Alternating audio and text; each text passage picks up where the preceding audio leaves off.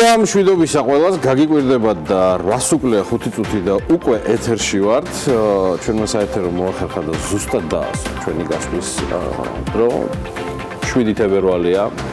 საქმიანები ვიქოქებით თქვენთვის ბოინგმა საქართველოში გაგიკვირდებათ და წარმოებული თვითმფრინავების ნაწილების პირველი პროდუქცია შეისყიდა. სები 2019 წლის პირველ ნახევარში ინფლაციის დაჩქარებას და წლის განმავლობაში ეკონომიკის 5%-ის ფარგლებში ზრდას ელის. გაგიკვირდებათ და ეროვნულმა ბანკმა გუშინ რეზერვები კიდევ 15 მილიონით შეავზო. გაცვლითმა კურსმა 6 თებერვალს დოლართან მიმართებით გაგიკვირდებათ და 2 ლარი და 64 თეთრი შეადგინა. კომპანია, რომელმაც გლდანში სკვერი დათქმულ ლადებში ვერ მოაწყო, თბილისის მერმა გააძევა. კომპანიის მესვეური აპროტესტებს თემას და თვლის, რომ კახიკალაძეს არასწორი ინფორმაცია აქვს. რაც შეეხება თბილისში ტაქსების თეთრად გადაღებას, მთავარი მღებავი კომპანია ალმაყოფილა. რაც შეეხება მიწისძე და მეტროს პროექტს, გაგიკვირდებათ და კონკურსი უკვე გამოცხადდა. ამისთვის საპროექტო მომსახურების მომზადება დაახლოებით 11 მილიონი ლარი დაგვიდება. საერთოდ არ მიკვირს, რომ სიგარეტი გუშინ 50 თეთრით გაძვირდა 2019 წლის იანვრიდან დღემდე თამბაქოს ფასი ჯამში 1 ლარით არის მომატებული, ვინც აქციზის ზრდას ადევნებდა თვალყურს, ეს ამბავი ნამდვილად არ გაუკვირდება. სემეკი საოჯახო სასტუმროების წყლის გადასახადის 2 ალტერნატივას სთავაზობს.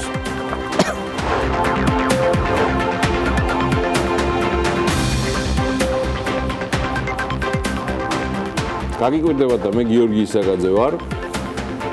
მოგესალმებით ყველას. საქმიან, ბედნიერ, მშვიდობიან დღეს გისურვებთ ამ 7 თებერვალს. საქმიანები თქვენთვის ვიქოქებით ბევრი საინტერესო ამბით. Washington Post-ი, BBC, Associated Press-ი, არ ვიცი ვინ, ყველა ხელმომწერი გამოცემა თუ ტელევიზია საქართველოზე წერს. არა. გაგიკვირდებათ და საქართველოზე ამ შემთხვევაში ნაკლებად. უბრალოდ ქართველზე წერს. მეცაც გეტყვით და ჩემ მეჩვსაც გაგიზიარებთ, რომ ჰოლივუდს ძინავს. ჰოლივუდის ნაწარმის აქტიურ მომხმარებელზე უნდა იყოს საუბარი, აბა არ ვიცი ხა ამ თემასთან დაკავშირებით სხვა რა უნდა ვთქვა. ანტვერპენში ბანკის ძარცვის ბრალდებით ქართველი დააკავეს.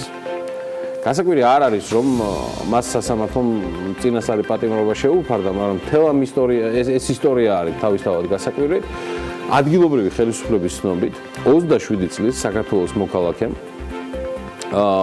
ბანკში მიწისქვეშა გვირაბის საშუალებით შეაღწია, რომელიც მისი საცხოვრებელი სახლიდან საკანალიზაციო სისტემამდე გრძელდებოდა.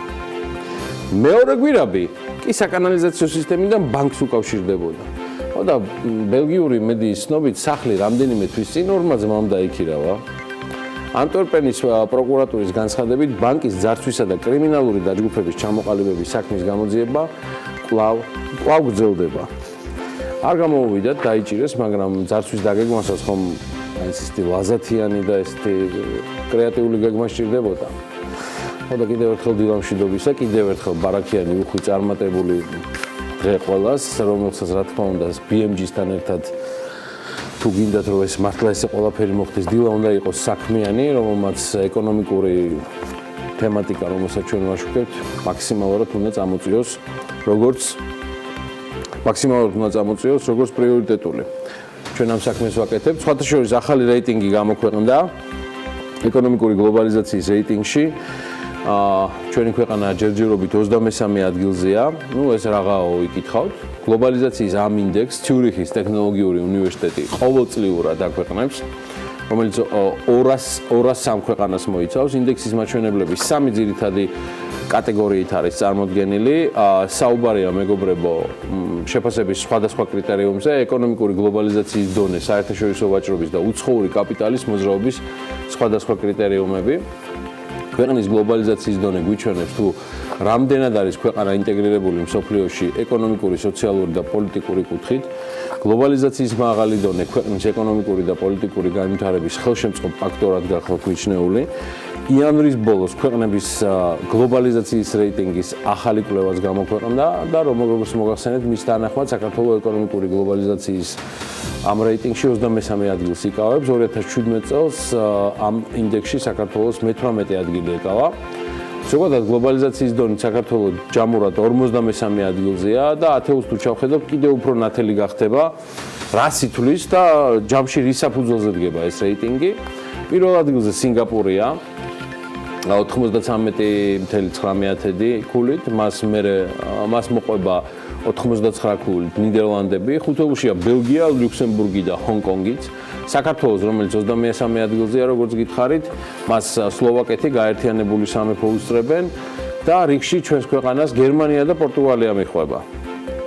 რა გვჭირდება ქვეყნის ეკონომიკური და პოლიტიკური განვითარების ხელშეწყობად, ამ სხვა დანარჩენ რეიტინგებში პოზიციების გასაუმჯობესებლად, მეტი მუშაობა, უკეთ მუშაობა, სწორად ჩატარებული სამუშაო და მისი წინარე კარგი დაგეგმა, ამაში დიდი წვლილი ხელისუფლებას აქვს, რომელიც აღმასრულებელმა შტომად სულ ცოტა ხნის წინ პარლამენტის კანონშემოგვეთებითი საქმიანობის 2019 წლის გეგმა დაამტკიცა. Forbes-მა სხვათა შორის ბიზნესისთვის საყურადღებო იმ ახალ კანონპროექტებს მოუყარა თავი, წიწი კვინტრაძეს მადლობა, რომლის განხილვასაც კანონმდებლობები საგაზაფხულო სესიიდან გეგმავენ აწ უკვე თბილისში და მოდით ჩავხედოთ ამ ჩამონათვალს, რომელსაც როგორც გითხარით, საქართველოს პარლამენტის წევრები სწორედ თბილისის პარლამენტში აწ უკვე ამ ოფისში განიხილავენ. მოკლედ, პირველი ეს ყველაფერი იწყება ელექტრონული კომერციის შესახებ კანონპროექტი.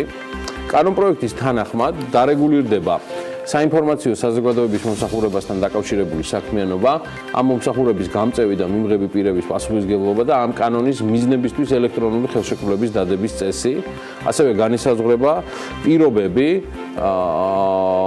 საინფორმაციო საზოგადოების მომსახურების მიწოდებლის მიმღებისა და მომხმარებლების საქმიანობის პრინციპები, მათი უფლებები, პასუხისმგებლობები, მოვალეობები, შენ ხარ ჩემი ბატონო, მიწოდებლების პასუხისმგებლობა ინფორმაციის გატარების, ქეშირების და ჰოსტინგის დროს. კანონის შემუშავება განპირობებულია სხვათა შორის ევროკავშირთან ღრმა და ყოვლისმომცველი თავისუფალი სავაჭრო სივრცის შესახებ შეთანხმებით DCFTA-ზე საუბარი, შუალედური სერვის ოპერატორების უფლებების ვალდებულებების საქართველოს კანონმდებლობით განსაზღვრის შესახებ აღებული ვალდებულები. მეორე არანაკლებ მნიშვნელოვანი თემა არის ფინანსური გირავნობის ურთიერთდაქვითვისა და დერივატივების შესახებ კანონპროექტი. კაპიტალის ბაზართან დაკავშირებით ვერ ამოვქოქეთ ყველაფერი, მაგრამ აი დერივატივებზე მაგას უბერავთ. ეს კანონპროექტი ითვალისწინებს ურთიერთგაქვითხვის, ფინანსური გირავნობის და დერივატივების დადებისთვის აუცილებელი მარეგულირებელი სამართლებრივი საფრთხის ჩამოყალიბებას, ფინანსურ ბაზრებზე განხორციელებული გარიგებებისთვის უფრო მეტი სამართლებრივი გარანტიის შეძენას და რეზიდენტებისთვის რისკების ჰეჯირების კომპლექსური მექანიზმების შეთავაზებას. სხვა შორის კანონპროექტში განმარტებულია, რომ ფინანსური ბაზრების განვითარება იმავდროულად ქმნის ახალ აქამდე არ არსებულ რისკებს, რომელთანაც შეხება აქვთ როგორც ინვესტორებს, ასევე პოლიტიკის წარმმართველებსაც, ეს სრული სიმართლეა. და შესაბამისად მნიშვნელოვანია ამგვარი რისკების სათანადო აღქმა, შეფასება, მართვაც, ცოდნაც, მინდა გითხრათ, ისი საშუალებას დერივატიული ინსტრუმენტების გამოყენება და ზოგადად ეს ინსტრუმენტები იძლევა. აქ არის საუბარი საპროცენტო განაკვეთებზე, სავალუტო კურსზე ნედლეულის და საკვების ფასებზე. მესამე ამბავი, ჩემო ბატონო, გახლავთ, რომელსაც ახლა მიუბრუნდებით, ეს არის საინვესტიციო ფონდების შესახებ კანონპროექტი. დიახ. წარმოადგენს ეს კანონპროექტი კაპიტალის ბაზრის რეფორმის მნიშვნელოვან კომპონენტს. ამჟამად არსებული კანონი საინვესტიციო ფონდების შესახებ არ ითვალისწინებს საინვესტიციო ფონდების შექმნის, ოპერირების და რეგულირების სხვადასხვა ასპექტს. ახალი კანონით მოხდება არსებული კანონის გაუქმება. კანონის პროექტი ადგენს რეგულირებადი და ალტერნატიული ფონდების სახეებს, ადმინისტრების წესსა და მისი სახელმწიფო რეგულირების სისტემის საფუძვლებს, აგრეთვე აწესრიგებს ურთიერთობებს ამ სფეროში. კანონპროექტის მიხედვით მინდა გითხრათ, რომ საინვესტიციო ფონდების კანონი ემიტენტებსა და ინვესტორებს მისცემს საშუალებას მიიღონ თანამედროვე ტექნოლოგიებზე დაფუძნებული საფინანსო მომსახურების სრული სპექტრი. ვაჭრობაში ანტიდემპინგური ღონისძიებების შემოღების შესახებ კანონპროექტი. ეს ოფიციალურია უკვე და პირდაპირ წერია, რომ ეს თემა იქნება აუცილებლად გათვალისწინებული. კანონპროექტით განსაზღვრულია საგარეო ვაჭრობაში ანტიდემპინგური ღონისძიებების შემოღებისა და გამოყენების, სპეციალური კვლევის განხორციელების ძირითადი წესი და კვლევის განხორციელებაზე ასევე უფლებამოსილი ორგანოს, საქართველოს საქართველოს საბაჟო ტერიტორიაზე დემპინგური იმპორტის პირობებში. მინდა გითხრათ, რომ კანონ პროექტი ითვალისწინებს იმპორტზე წინასწარი და სპეციალური ანტიდემპინგური ტარიფის შემოღებასაც.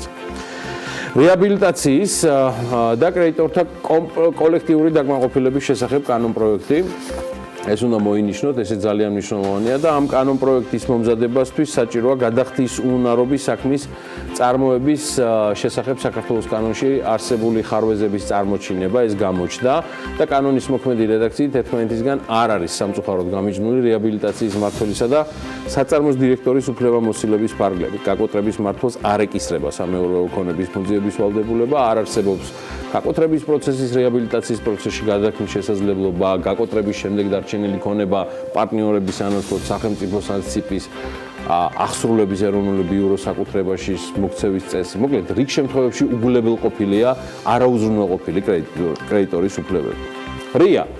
რიას შესახებ კანონ პროექტის მიზანია, რომელსაც ასევე განიხილავენ საქართველოში მიმდინარე კანონშემოქმედებითი პროცესში რეგულირების ზეგავლენის შეფასების სისტემის დანერგვის შესახებ საკანონმდებლო დონეზე უფრო მნიშვნელოვანი და ხარისხიანი განაცხადის გაკეთება.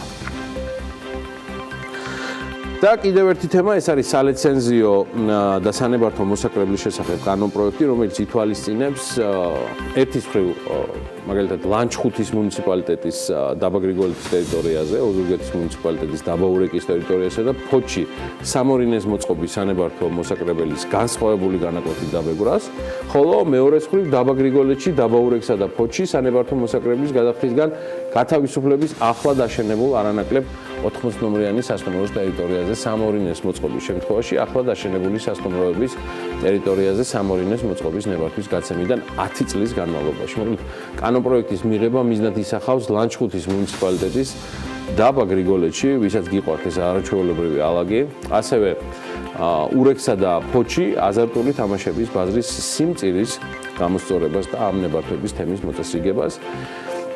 საუბარია მეგობრებო კიდევ ავტოსადგურების სერტიფიცირების შესახებ კანონ პროექტზე, რომელიც აუცილებლად მოხდება მისი განხილვა წელს. ეს კანონ პროექტი ითვალისწინებს ავტოსადგურების სერტიფიცირების და მგზავრთა გადამყვანი ოპერატორების ახალი სანებართვო პირობების შემოღებას. შემდეგი არის ფასიანი ქაღალდების ბაზრის შესახებ საქართველოს კანონში ცვლილებები და ეს კანონ პროექტი გულისხმობს სტარტაპების ალტერნატიული დაფინანსების ახალი მექანიზმის, ანუ ეგრეთ წოდებული სახალხო დაფინანსების crowdfunding-ის ინსტიტუტის შემოღებას. სხვათა შორის კიდევ შედის ცვლილებები კერძო დაცვითი საქმიანობის შესახებ კანონში. ეს კანონ პროექტი მომზადდა კერძო დაცვითი საქმიანობის ლიცენზირებისა და კონტროლის განხორციელების საკითხთან დაკავშირებით განსახორციელებელი ცვლილებების აუცილებლობით, რაც ჯამში მეგობრებო მდგომარეობს მათ, ვინც ამ ბიზნესში ასე ვთქვათ ჩართულები არიან, ლიცენზიის და გამცემი მაკონტროლებელი ორგანოს ახლებურად განსაზღვარში. აღნიშნული საკითხების ხელახალი მოწესრიგების საჭიროება ჯამში გამოიწვია საქართველოს საკონსტიტუციო სასამართლოს 2018 წლის 14 დეკემბრის გადაწყვეტილებამ, რითაც სრულად და ცალსახად არაკონსტიტუციურად იქნა ცნობილი კერძო დაცვითი საქმიანობის შესახებ საქართველოს კანონის ზოგიერთი მუხლი, რამაც როგორც გითხარით, იგივე შინაგან საქმეთა სამინისტროს სიპის, დაცვის პოლიციის დეპარტამენტის მიერ ერთდროულად ორი ფუნქციის, როგორც დაცვის საქმიანობის და განხორციელების და ასევე კერძო დაცვის საქმიანობის კონტროლის ფუნქციის შეთავსება დააყენა კანონ გარეშე. მოდი ახლა კიდევ ერთ თემასაც შევეხოთ. ამ ჩამონათვალში ეგრეთ წოდებული სესხების განულებასთან ან კრედიტების გაცემის შეზღუდვასთან დაკავშირებით სიახლე არ მოხვედრილა, სულაც არ ნიშნავს ეს, რომ მის გარდა ბიზნესისთვის მნიშვნელოვან გავლენას არ მოახდენს ის ცვლილებები 2019-ში, რასაც უნდა ველოდოთ, მაგრამ დღეს სურათი გვაქვს ისეთი ამ შემთხვევაში, როგორიც გვაქვს. სხვათა შორის ახლა ვიდრე ბიზნესის თემებზე გადავართ, ბანკებით ყველად არ მიხსენებია. შოთა ტყეშელაშვილმა BMG-ის მკითხველებისთვის ყველაზე მაღალი მოგების მქონე ბანკების მონაცემები არაჩვეულებრივი მასალა მოამზადა, რომელსაც ახლა გთავაზობთ. საქართველოს ეროვნული ბანკის მიერ გამოქვეყნებული კომერციული ბანკების 2018 წლის მეოთხე კვარტალის მაჩვენებლების მიხედვით შარშანდელი, ანუ ბოლო კვარტალის განმავლობაში ყველაზე მეტი მოგება TBC ბანკმა გამოიმუშავა, კომპანიამ 361 მილიონი ლარის წმინდა მოგება აჩვენა. მეორე ადგილზე საქართველოს ბანკია 342 მილიონიანი მოგებით, მესამე ადგილზე კი ლიბერტი ბანკი, რომელმაც გასული წლის მეოთხე კვარტალში 52 მილიონ ლარიანი წმინდა მოგების მიღება შეძლო. რაც შეეხება აქტივების მიხედვით, რეიტინგი სამეული აქაც უცვლელია. ლიდერი TBC ბანკია 15 მილიარდ 151 მილიონი, 169 ლარიც არის ამასთან ერთად და საქართველოს ბანკი მოყვება მას 13 მილიარდ 764 მილიონი ლარით და ლიდერ ბანკებს ბევრად ჩამორჩება აქ ამ შემთხვევაში უკვე მესამე ადგილოსანი ლიბერთი, რომელსაც აქტივში მილიარდ 857 მილიონი ლარი აქვს. ამჯერად მათ აქტივებს და მოგებებს არ გადავწყვები, ისედაც კარგი ამბავი მაქვს. გერმანიისა და ნიდერლანდების განვითარების ბანკებისგან, რომლებიც სხვათა შორის ანაკლიის სპორტში ინვესტორები გახდნენ, ეს კი იმას ნიშნავს, რომ ანაკლიის სპორტის კაპიტალი შეივსო სრულად. ასეა. ანაკლიის განვითარების კონსორციუმის ინფორმაციით, საერთაშორისო ფინანსურ ინსტიტუტებთან ხელი ოფიციალურ დოკუმენტს ანაკლიის სპორტის მშენებლობის ინვესტირებასთან დაკავშირებით უკვე ხელი მოეწერა. მათი ინფორმაციით ანაკლიის განვითარების კონსორციუმი გერმანიის და ნიდერლანდების სახელმწიფო ბანკების შემოსვლით კიდევ ერთხელ გაესვა ხაზი ანაკლიის სპორტის გეოპოლიტიკურ მნიშვნელობას და პროექტის მშენებლობის კაპიტალით სრულად შეივსო. ანაკლიის სპორტის პირველი ფაზის საინვესტიციო კაპიტალი, ვინც არის იცით, გახსენებთ 600 მილიონ დოლარს შეადგენს და სწორედ შეთანხმების თანახმად DG და FMO მათი წარმომადგენლები უпроსტად ანაკლიის განვითარების კონსორციუმის სამეთვალყურეო საბჭოს წევრები გახდებიან, ესეც არანაკლებ მნიშვნელოვანი ამბავია. ამაზე ყველაფერზე ლევან ახვლედიანმა ვრცლად საუბარი საქმის კურსშიც მოასწრო და ჩაგაყენათ საქმიანების საქმის კურსში ჯერ კიდევ გუშინ და ვისაც არ გინახავთ, კიდევ ბევრ საინტერესო თემას ნახავთ ანაკლიასთან დაკავშირებით BMG-ზე, ჩვენს ვებგვერდზე. ცნობისთვის, გერმანიის განვითარების ბანკი ეს DG-ზეა საუბარი, იგი KfW საბანკო ჯგუფის წევრია. KfW უпроსტად, იმიტომ რომ თუ ჩვენ KfW-ზე ესე ვისაუბრებთ, მაშინ BMW-საც ვერ გავარჩევთ, იმიტომ რომ BMW, KfW, იგი მოკლედ KfW არსებობის 70 წლიანი ისტორიას იფლის და სახელმწიფო თანამშრომლობის პროექტებს ახორციელებს. DG-ის ამოცანას წარმოადგენს მნიშვნელოვანი კერძო ბიზნეს ინიციატივებს შეუწყოს ხელი, რომელიც რეფორმასთან არის თანხვედრი ქვეყნებში. რაც შეეხება FMO-ს, ნიდერლანდების საფინანსო ინსტიტუტია, მას 50 წლიანი ისტორია აქვს, ცოტა მეტიც და ჯამში იგი 9 მილიარდ ევროზე მეტი საინვესტიციო პაკეტით არის წარმომადგენელი. თუ არ ვცდები, თითქმის 9 მილიარდ ნახევარს უახლოვდება FMO-ს პაკეტი, პორტფოლიო ბოდიშით. FMO კერძო სექტორის განმავითარებელი ერთ-ერთი ყველაზე მსხვილი, მოქნილი, სწრაფი სტრუქტურაა მსოფლიოში და ნიდერლანდების მთავრობასთან პარტნიორობის გამო მას მართლა განსაკუთრებული შესაძლებლობები აქვს. ინვესტირებას სხვა ქვეყნების კომპანიებსა და ფინანსურ ინსტიტუტებში ახდენს და წვლილი შეაქვს შესაბამისი ქვეყნების მდგრადი განვითარების და ადგილობრივი მოსახლეობის საცხოვრებელი პირობების გაუმჯობესების საქმეშიც. იმედია, ჩვენი საცხოვრებელი პირობებიც ანალოგიურად გაუმჯობესდება. მოკლედ ამასობაში ეს ჩვენი ბანკირები ჯანზე ამყოფოს მამაზეციერმა და ბანკებიც, მაგრამ ახლახანს გავრცელდა ესეთი ინფორმაცია, მთლად ბანკთან კავშირში არ არის, მაგრამ კრიპტოვალუტებთან არის. მოკლედ კრიპტოსავალუტო ბირჟის კვადრიგა SX-ის მფლობელის გარდაცვალების შესახებ, ეხლა ჯერალდ კოტენი რო გარდაიცვალა, მოკლედ ეს არის კომპანიის დამფუძნებელი 30 წლის ჯერალდ კოტენი, რომელიც 2018 წლის დეკემბერში ინდოეთში მოულოდნელად გაურკვეველ ვითარებაში არის დაღუპული. ეხლა ამ წლის დასაწყისიდან კაცმა რომ თქვას იმ წლის ბოლოსაც იმდენი ადამიანი გამოვიტირეთ და დაუგზავნეთ საქართველოში ყველანაირად რჩეული და კარგი ხალხი, რომ ჯერალდ კოტენის გარდაცვალება არ მიიპყრობდა ჩვენს ყურადღებას, რომ არა BMG-ის გადაცემების ფორმატი და თემა. ანუ ეხლა ირკვევა, რომ ის ერთადერთი ადამიანი იყო, ანუ კოტენი, ჯერალდ კოტენი, რომელსაც კომპანიის მფლობელობაში არსებულ თანხებზე ჰქონდა წვდომა. ეხლა რა თანხებზეა საუბარი, მოიცა გითხრათ უბრალოდ რა. 18 იანვრის მონაცემებით კომპანიის საფულეში 26488 ბიტკოინი, 11378 ბიტკოინ ქეში, თითქმის არა, 11159 ბიტკოინ SV, 35000 ბიტკოინ გოლდი, 200000 ლაიტკოინი, 430.000 ეთერიუმი ინახებოდა. მოკლედ, მიუხედავად იმისა, რომ დღეს კრიპტოვალუტები ამობენ დროებით, მაგრამ მაინც მინიმალურ ზღვარზე არიან, ეს თანხა არც მეტი არც ნაკლები 190 მილიონ დოლარს აღემატება.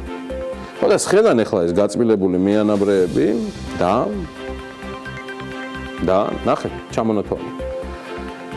31 იანვრის მონაცემებით კომპანიის სერვისებს 115,000 ადამიანი იყენებდა, რომელთა წინაშეც კომპანიას ჯამურად აქვს 250 მილიონი დოლარის ვალდებულება და ეს არის კომპანია კვადრიგა SX-ი და მათმა მოხმარებლებმა აღნიშნული სიახლე ბუნებრივია ორყოფითად მიიღეს და საჩუქრის ადამიანების ნაწილი ვარაუდობს, რომ ჯერალდ კოტენმა ალბათ თუ მიხვდებით, საკუთარი სიკვდილი გააყალბა, რათა საფულეებში არსებული თანხა მიესაკუთრებინა.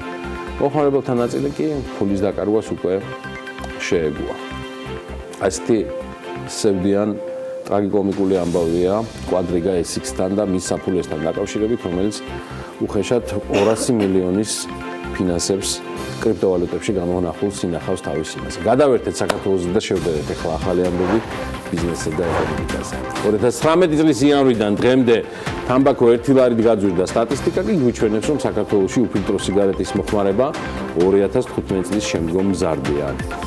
საზოგადოებრივი ტრანსპორტში რეკლამის განთავსების უფლება კომპანია ალმამ მოიპოვა.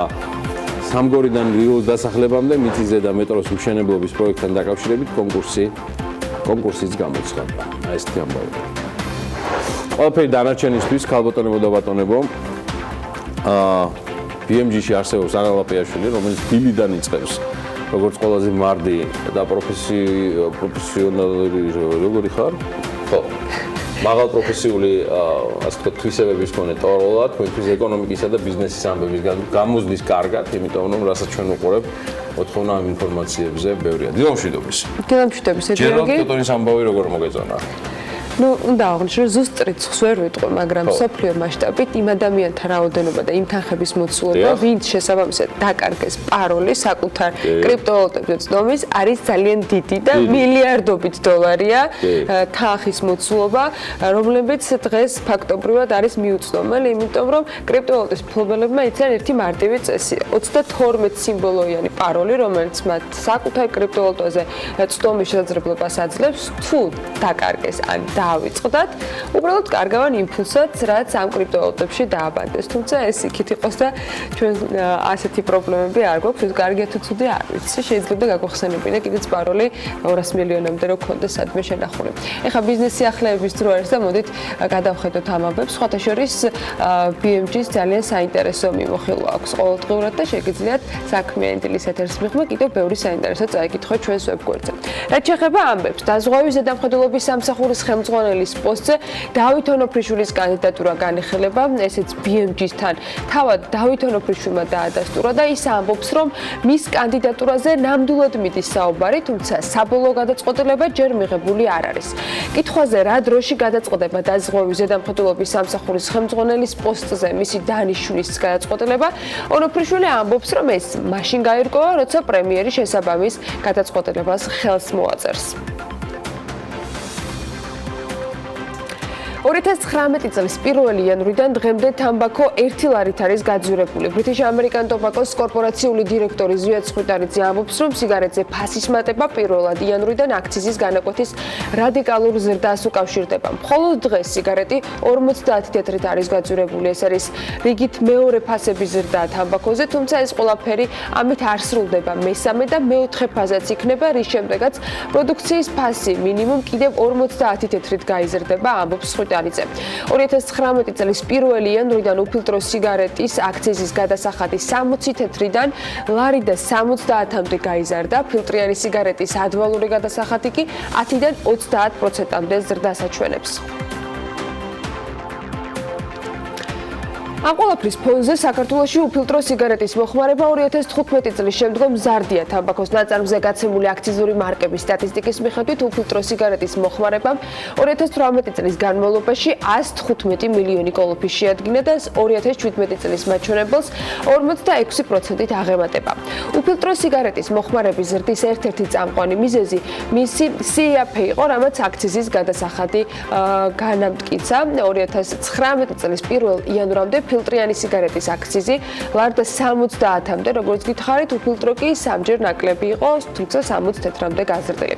ფილტრიანი სიგარეტების გაძვირების გამო მოსახლეობის გარკვეული ნაწილი უფილტრო თამბაქოზეც გადაერთო. აქციზის გაძვირების შედეგად ფილტრიანი სიგარეტის მოხმარება 2014-2015 წლებში არსებული 450-460 მილიონი კოლოფიდან 2018-ში 275 მილიონ კოლოფამდე შემცირდა. მთლიანობაში 2018 წელს ფილტრიან სიგარეტზე გაცემული აქციზური მარკების რაოდენობა 13%-ით არის შემცირებული.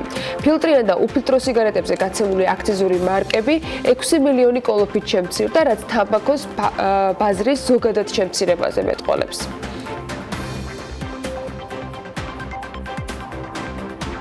თამბაქოზე აქციზის მატებამ კი შესაძლოა იაფ ჩამნაცვლებელზე გაზარდოს მოთხოვნა, რომელზეც აქციზის გადასახადი შედარებით დაბალია, ვიდრე მაგალითად ფილტრიანი და უფილტრო სიგარეტებია. დარგის სპეციალისტები აღნიშნავენ, რომ ბაზარზე უკვე გამოჩნდა გაურკვეველი წარმომავლობის თამბაქოს საბითუმო შეფუთვები, მათი მოსაზრებით, პროდუქტის ბაზარზე ახალი აქციზური გადასახადით რეალიზაცია პირველ რიგში უარყოფითად ადგილობრივ ბიუჯეტზე და ამასთანავე მომხმარებელზეც აისახება. 2024 წლისთვის უნდა გაიზარდოს შესაბამისად 1.8 ევრო უნდა იყოს ერთ კოლოფზე 20 ღერ თამბაქოზე, მაგრამ ის რაც თქვა არის მოთხოვნა საინდუსტრიის მხრიდან, რომ ეს იყოს გეგმაზომიერი, ცნობილი იყოს წინასწარ როგორ გაიზრდება რამდენით. აქ მე მგონი ვერ ხედავ გადავლახავ წინააღმდეგობას. სამწუხარო რეალობა არის ის, რომ აქციზის აი ამ ზრდის ტემპს უნდა მიყვნენ ესენი და ხა ნელ-ნელა აძვირებით თავიანთ საქონელს. ზოგს ქონდა მარაგები და აღარა აქ ეს მარაგები, შესაბამისად ახალი მარაგი რო შემოიტანა უკვე გაძვირებულია ესა და ეს ტენდენცია გაგრძელდება რაღაც ეტაპამდე. თბილისის მერის კახაკალაძის ინფორმაციით სამგორიდან ნილოს დასახლებამდე მიწისზე და მეტროს მშენებლობის პროექტთან დაკავშირებით კონკურსი გამოცხადდა. დედაქალაქის მერის განმარტებით გამარჯვებული კომპანია პროექტს და ტექნიკურ-ეკონომიკურ კვლევას წარმოადგენს. ჩვენ გასულ წელს გავაკეთეთ პრეზენტაცია მიწისზე და მეტროს პროექტთან დაკავშირებით, რომელიც იგეგმება სამგორიდან ლილოს მიმართულებით, სამგორი აეროპორტი და მეორე მნიშვნელოვანი მიმართულება ეს არის თბილისის დაკავშირება მეტროს ხაზით ქალაქ რუსთავთან. ჩვენ გუშინ გამოვაცხადეთ კონკურსი, რომ მოხდეს წარმოდგენა პროექტის, ანუ პროექტზე უნდა დაიწყოს მუშაობა. საზოგადოებრივ ტრანსპორტში რეკლამის განთავსების უფლება კი კომპანია ალმა მიიღო. ეს კი იმას ნიშნავს, რომ მას აქვს შესაძლებლობა მიწისზედა და მიწისქვეშა ტრანსპორტზე რეკლამა 20 წლით ექსკლუზიურად განათავსოს. კომპანია უზრუნველყოფს ტაქსების თეთრად გადაღებას და ინტერიერის ქიმწმენდასაც. 1 მარტიდან ალმა ავტომობილების თეთრად გადასაღებად და ქიმწმენდისათვის მძღოლებს 975 ლარიანი ვაუჩერით უზრუნველყოფს. მძღოლების რაოდენობა 15000-ია დაახლოებით. ალმა მუნიციპალურ ტრანსპორტს და ტაქსებზე რეკლამის 20 წლით განთავსების უფლებას 14 მილიონ 600.000 ლარად შეძლებს. ვაჭრობა აუქციონზე 11 მილიონ 800.000 ლარიდან დაიწყო. გუშინდელი მთავრობის სხდომისას კახაკალაძემ, რომელიც გლდანის მე-6 მიკრორაიონში სკვერს აკეთებდა, კომპანია მისი გაძევება დაავალა შესაბამის უწყობებს. თბილისის მერის განმარტებით ამის მიზეზი ის არის, რომ კომპანია მოვალეობას უხარისხოდ ასრულებდა, რის გამოც მან თავის მოადგილეს გადაწყვეტილების სისრულეში მოყვანას თხოვა. მერი განმარტავს, რომ მსგავსი კომპანიები დედაქალაქის მთავრობასთან ვერ ითანამშრომლებენ. თბილისის მერის ინფორმაციით გლდანის მე-6 მიკრორაიონში მე-7 და მე-20 კორპუსებს შორის არსებულ ტერიტორიაზე საზოგადოებრივი სკვერის მოწყობის სამუშაოებს შეპსემ ტაო ახორციელებდა, რომელიც დედაქალაქის მერისგან შენიშვნებს არ იღებს. და გაჩვენოთ აი უბრალოდ გული დაგეწევა თუ რა სამუშაოები არის გაკეთებული და როგორი უპასუხისმგებლოდ არის მოქცეული ეს კომპანია და როგორ აქვს ჩატარებული სამუშაოები კონკრეტულად ამ პარკში. ეს არის პირდაპირი შეურაცხყოფა პირველ რიგში თბილისის მოსახლეობის მიმართ, ეს დამოკიდებულება, ეს განწყობა და ირაკლის მინდა დავავალო ბენდელიანს, რომ გააძევოთ ეს კომპანია, იმიტომ ადამიანები უკვე თვეებია ელოდებიან იმას, რომ სამუშაოები დასრულდებოდა. სოფლის მხარდაჭერის პროგრამის ფარგლებში დედოფლის წყაროს მუნიციპალიტეტის 15 სოფელში სხვადასხვა სახის პროექტის განხორციელებისათვის 384,000 ლარზე მეტი დაიხარჯება. კახეთი ნიუსთან დედოფლის წყაროს მუნიციპალიტეტის მერიაში განაცხადეს, რომ სოფლებში გამართულ შეხვედრებზე მოსახლეობამ გამოავლინა პრიორიტეტული საკითხები, რომლებიც ამ პროგრამის ფარგლებში მოგვერდება. მუნიციპალიტეტის მერიაში აღნიშნავენ, რომ 15 სოფელში მოსახლეობასთან გამართული შეხვედრების მიხედვით მოქალაქეები ქუჩების კეთილმოწყობას, გარეგანათების სისტემის მონტაჟს, სასაფლაოების შეღობას, საბავშვო ბაღების კეთილმოწყობას, სპორტული ტრენაჟერების მონტაჟს, ბავშვთა გასართობი ტრენაჟერებისა და სპორტული დარბაზების, ასევე სოფელში რეკრეაციული ზონების მოწყობას და გზების მოხრეშვას ითხოვენ ინფრასტრუქტურული სხვა პრობლემების მოგვარებასთან ერთად. ისინი ამბობენ ასევე, რომ თითოეულ სოფელში გამოყოფილი თანხა გაორმაგდება გამოვლენილი პრობლემების მოსაგვარებლად, ფინანსები ნაწილობრივ ადგილობრივ ბიუჯეტიდანაც დაფინანსდება, გასამაგებული თანხით კი შესაძლებელი იქნება, რომ ყველა ეს პრობლემა გადაიჭრას, რომელზეც ადგილობრივები საუბრობენ. ქვემო ქართლში სახელმწიფო რწმუნებულის ადმინისტრაციაში გამართულ სამხარეო საკონსულტაციო საბჭოს ხდომაზე რეგიონული განვითარების სტრატეგიის 2019-21 წლების სამოქმედო გეგმის და სახელმწიფო რწმუნებულის გუბერნატორის დასახლებაში ცვლილებები განიხილეს. როგორც სახელმწიფო რწმუნებული შოთა რეხვიაშვილი იფორუსთავთან საუბარში ამბობს, რეგიონალური განვითარების ფონდიდან დასაფინანსებელ პროექტებში გარკვეული კორექცია შევიდა. მისი თქმით, პრაქტიკულად ყველა მნიშვნელოვან პროექტზე ტენდერია გამოცხადებული. მთავარია ამ ეტაპზე გამოჩნდნენ გამარჯვებულები და გაფორმდეს მათთან ხელშეკრულებები. არის მუნიციპალიტეტები, სადაც 100%-ით უკვე შესრულებულია ვალდებულებები პროექტების გამოცხადებასთან დაკავშირებით. ჯამში პროექტებისათვის გამოყოფილია 65 მილიონი ლარი და როგორც ის ამბობს, იქნება ამბიცია, რომ დამატებითი თანხები კიდევ მოითხოვონ. სილკნეტიკი ბაზარზე ინტერნეტ მშობელის სერვისს თავაზობს. სერვისი ხელმისაწვდომია სილკნეტის ოპტიკური ინტერნეტის ტექნოლოგიის მქონე აბონენტებისათვის და ფიზიკური პირებისათვის. ამ სერვისს შეუძლია არასასურველი ვებგვერდების ბლოკირება კატეგორიების მიხედვით, მაგალითად ზრდასრულის, მავნე პროგრამები, ვირუსების გამავრცელებელი და ასე შემდეგ. ასევე პერსონალური მონაცემების მოპარვის მცდელობის ბლოკირების ფუნქცია ექნება მას და კომერციული თაღლითობის მიზნით არსებული პრობლემების თავიდან აცილების შესაძლებლობა. ასევე სერვისს აქვს უსაფრთხო ძიების ფუნქცია და ფილტრაცია Google-სა და Bing-ში სხვა საძიებო სისტემების ბლოკირებასთან ერთად.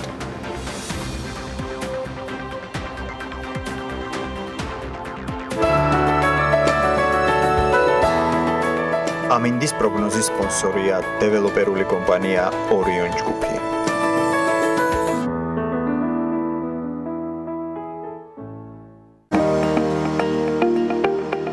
ამინდის პროგნოზის სპონსორია სადაზღვევო კომპანია Unison. თავისუფალი დაზღვევა თქვენი სიმშვიდისათვის. ამბობენ თებერვალში თბილი დღეებიც გველდება, მაგრამ დღეს განსაკუთრებულ ცვლილებას ტემპერატურის ეს არ უნდა ველოდოთ დედაქალაქში და არც საქართველოს მასშტაბით, არც ერთ რომელიმე ქალაქში. თუმცა მოდით ნახოთ რა ხდება მთელი ქვეყნის მასშტაბით. გარემოს ეროვნული სააგენტო ამ ინფორმაციებს ზრუნველყოფს საქმიანი დილისთვის და ჩვენი მაყურებლისათვის. როგორც აღინიშნა, ამინდი საქართველოში სააგენტოს ინფორმაციით განპირობებული იქნება შავი ზღვის ჩრდილო-დასავლეთიდან მოქმედი ცივი და ნოტიო ჰაერის მასების მცირე ნაწილისა და სამხრეთიდან მოქმედი შედარებით თბილი ჰაერის მასების ურთიერთქმედებით. დრო გამოშვებით ღრუბლიანობის მომატებასაც ველოდებით, დღის მეორე ნახევრიდან კი დასავლეთ საქართველოს უმეტეს და აღმოსავლეთ საქართველოს ზოგიერთ რაიონში იწვიმებს, მაღალ მთაში მოთოვს კიდეც. დასავლეთის მიმართულების ქარიც იქროლებს. სოხუმში დღის მეორე ნახევრიდან იქნება წვიმა და 12 გრადუსი იწვიმებს ბათუმში და აქ 13 გრადუსი იქნება, ქობულეთში წვიმას და 13 გრადუსს ვარაუდობენ. ქუთაისში დღის მეორე ნახევრიდან წვიმა იქნება ისევე როგორც ზუგდიდში, თუმცა განსხვავებულია მაქსიმალური ტემპერატურული მაჩვენებელი, რომელსაც დღის განმავლობაში ველოდებით 17 და 15 გრადუსი იქნება შესაბამისად. ანაკლიაში იწვიმებს და 15 გრადუსი დაფიქსირდება დღეს. ოზურგეთში დღის მეორე ნახევრიდან წვიმა მოსაოდნელი და მაქსიმუმ 16 გრადუსს მიაღწევს ტემპერატურა. ონში 12 გრადუსი იქნება და საღამოს აქაც იწვიმებს, ისევე როგორც გორში და ცხინვალში და ორივე შემთხვევაში მაქსიმუმ 14 გრადუსი დაფიქსირდება. მარნეულში ასევე 14 გრადუსი იქნება, თუმცა უმეტესად უნალექოთ ჩაივლის დღე. რუსთავში 15 გრადუსს მიაღწევს ტემპერატურა და აქაც უნალექო დღეა ნავარაუდები. ახალციხესა და ბორჯომში დღის მეორე ნახევრიდან წვიმას ველოდებით და მაქსიმუმ 10 გრადუსამდე გათბება ჰაერი.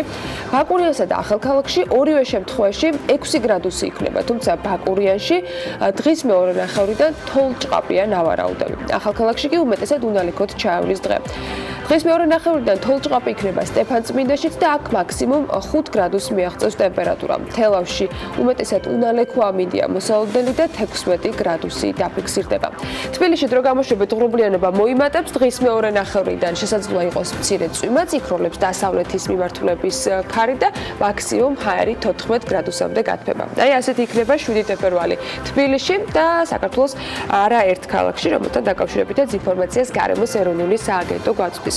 ინფორმაციები იმაზე, როგორ იქნება დღევანდელი საქმიანი დილა მცირე ვიდეოანონსიდან უნდა გავიგოთ, ანუ ვის უმასპინძლებთ, ვინ იქნებიან ჩვენი სტუმრები და შესაბამისად რა თემებზე ვისაუბრებთ. მცირე სარეკლამო პაუზის შემდეგ უკვე პირველი სტუმარი გვეყოლება სტუდიაში.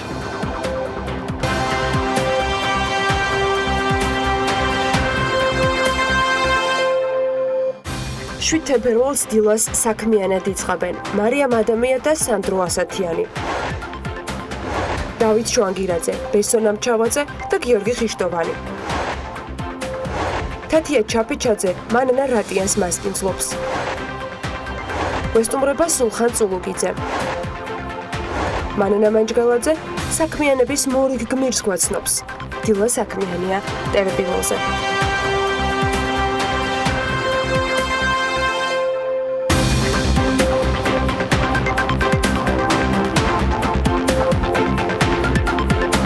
ეკონომიკის მინისტრის გიორგი ქობულიას განცხადებით, მთავრობა USAID-თან ერთად ინოვაციების შესახებ სტრატეგიაზე მუშაობს, რომლის ფარგლებშიც სტარტაპებისათვის საგადასახადო შეღავათების შემოღებასაც განიხილავენ. გარდა ამისა, მთავრობა აპირებს ინოვაციების და ტექნოლოგიების სფეროში საერთაშორისო ექსპერტები დაიქირაოს, რომელიც ქვეყანას დარგში ინვესტიციების მოზიდვაში დაეხმარება. ასეთი მეთოდით დიდ წარმოებას მიაღწია ირლანდიამ და ამიტომაც, როგორც ჩანს, წარმატების მიღწევას ჩვენც ამ მეთოდით შევეცდებით. უფრო დეტალურად მარიამ ადამია მოგვიყვება ამ თემაზე სტუმართან ერთად ცოტა მოგვიანებით. მარიამ დილამშვიდობის. დილამშვიდობის ანა. ირლანდია ფართობით საქართველოს ტოლია, საშუალო სტატისტიკური ირლანდიელის შემოსავალი კი საქართველოს მოქალაქის შემოსავალს დაახლოებით 7-ჯერ აღემატება. ქვეყნის ეკონომიკა 2018 წელს 4.7%-ით გაიზარდა და ერთ-ერთი საუკეთესო ქვეყანა ბიზნესის დაწყებით თვალსაზრისით.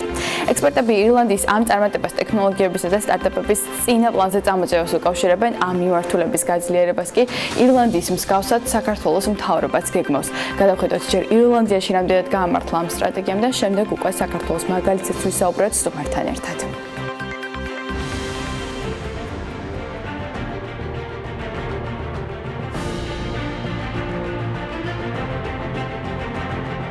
ერთ-ერთი საუკეთესო ქვეყანა ბიზნესის დასაწყებად.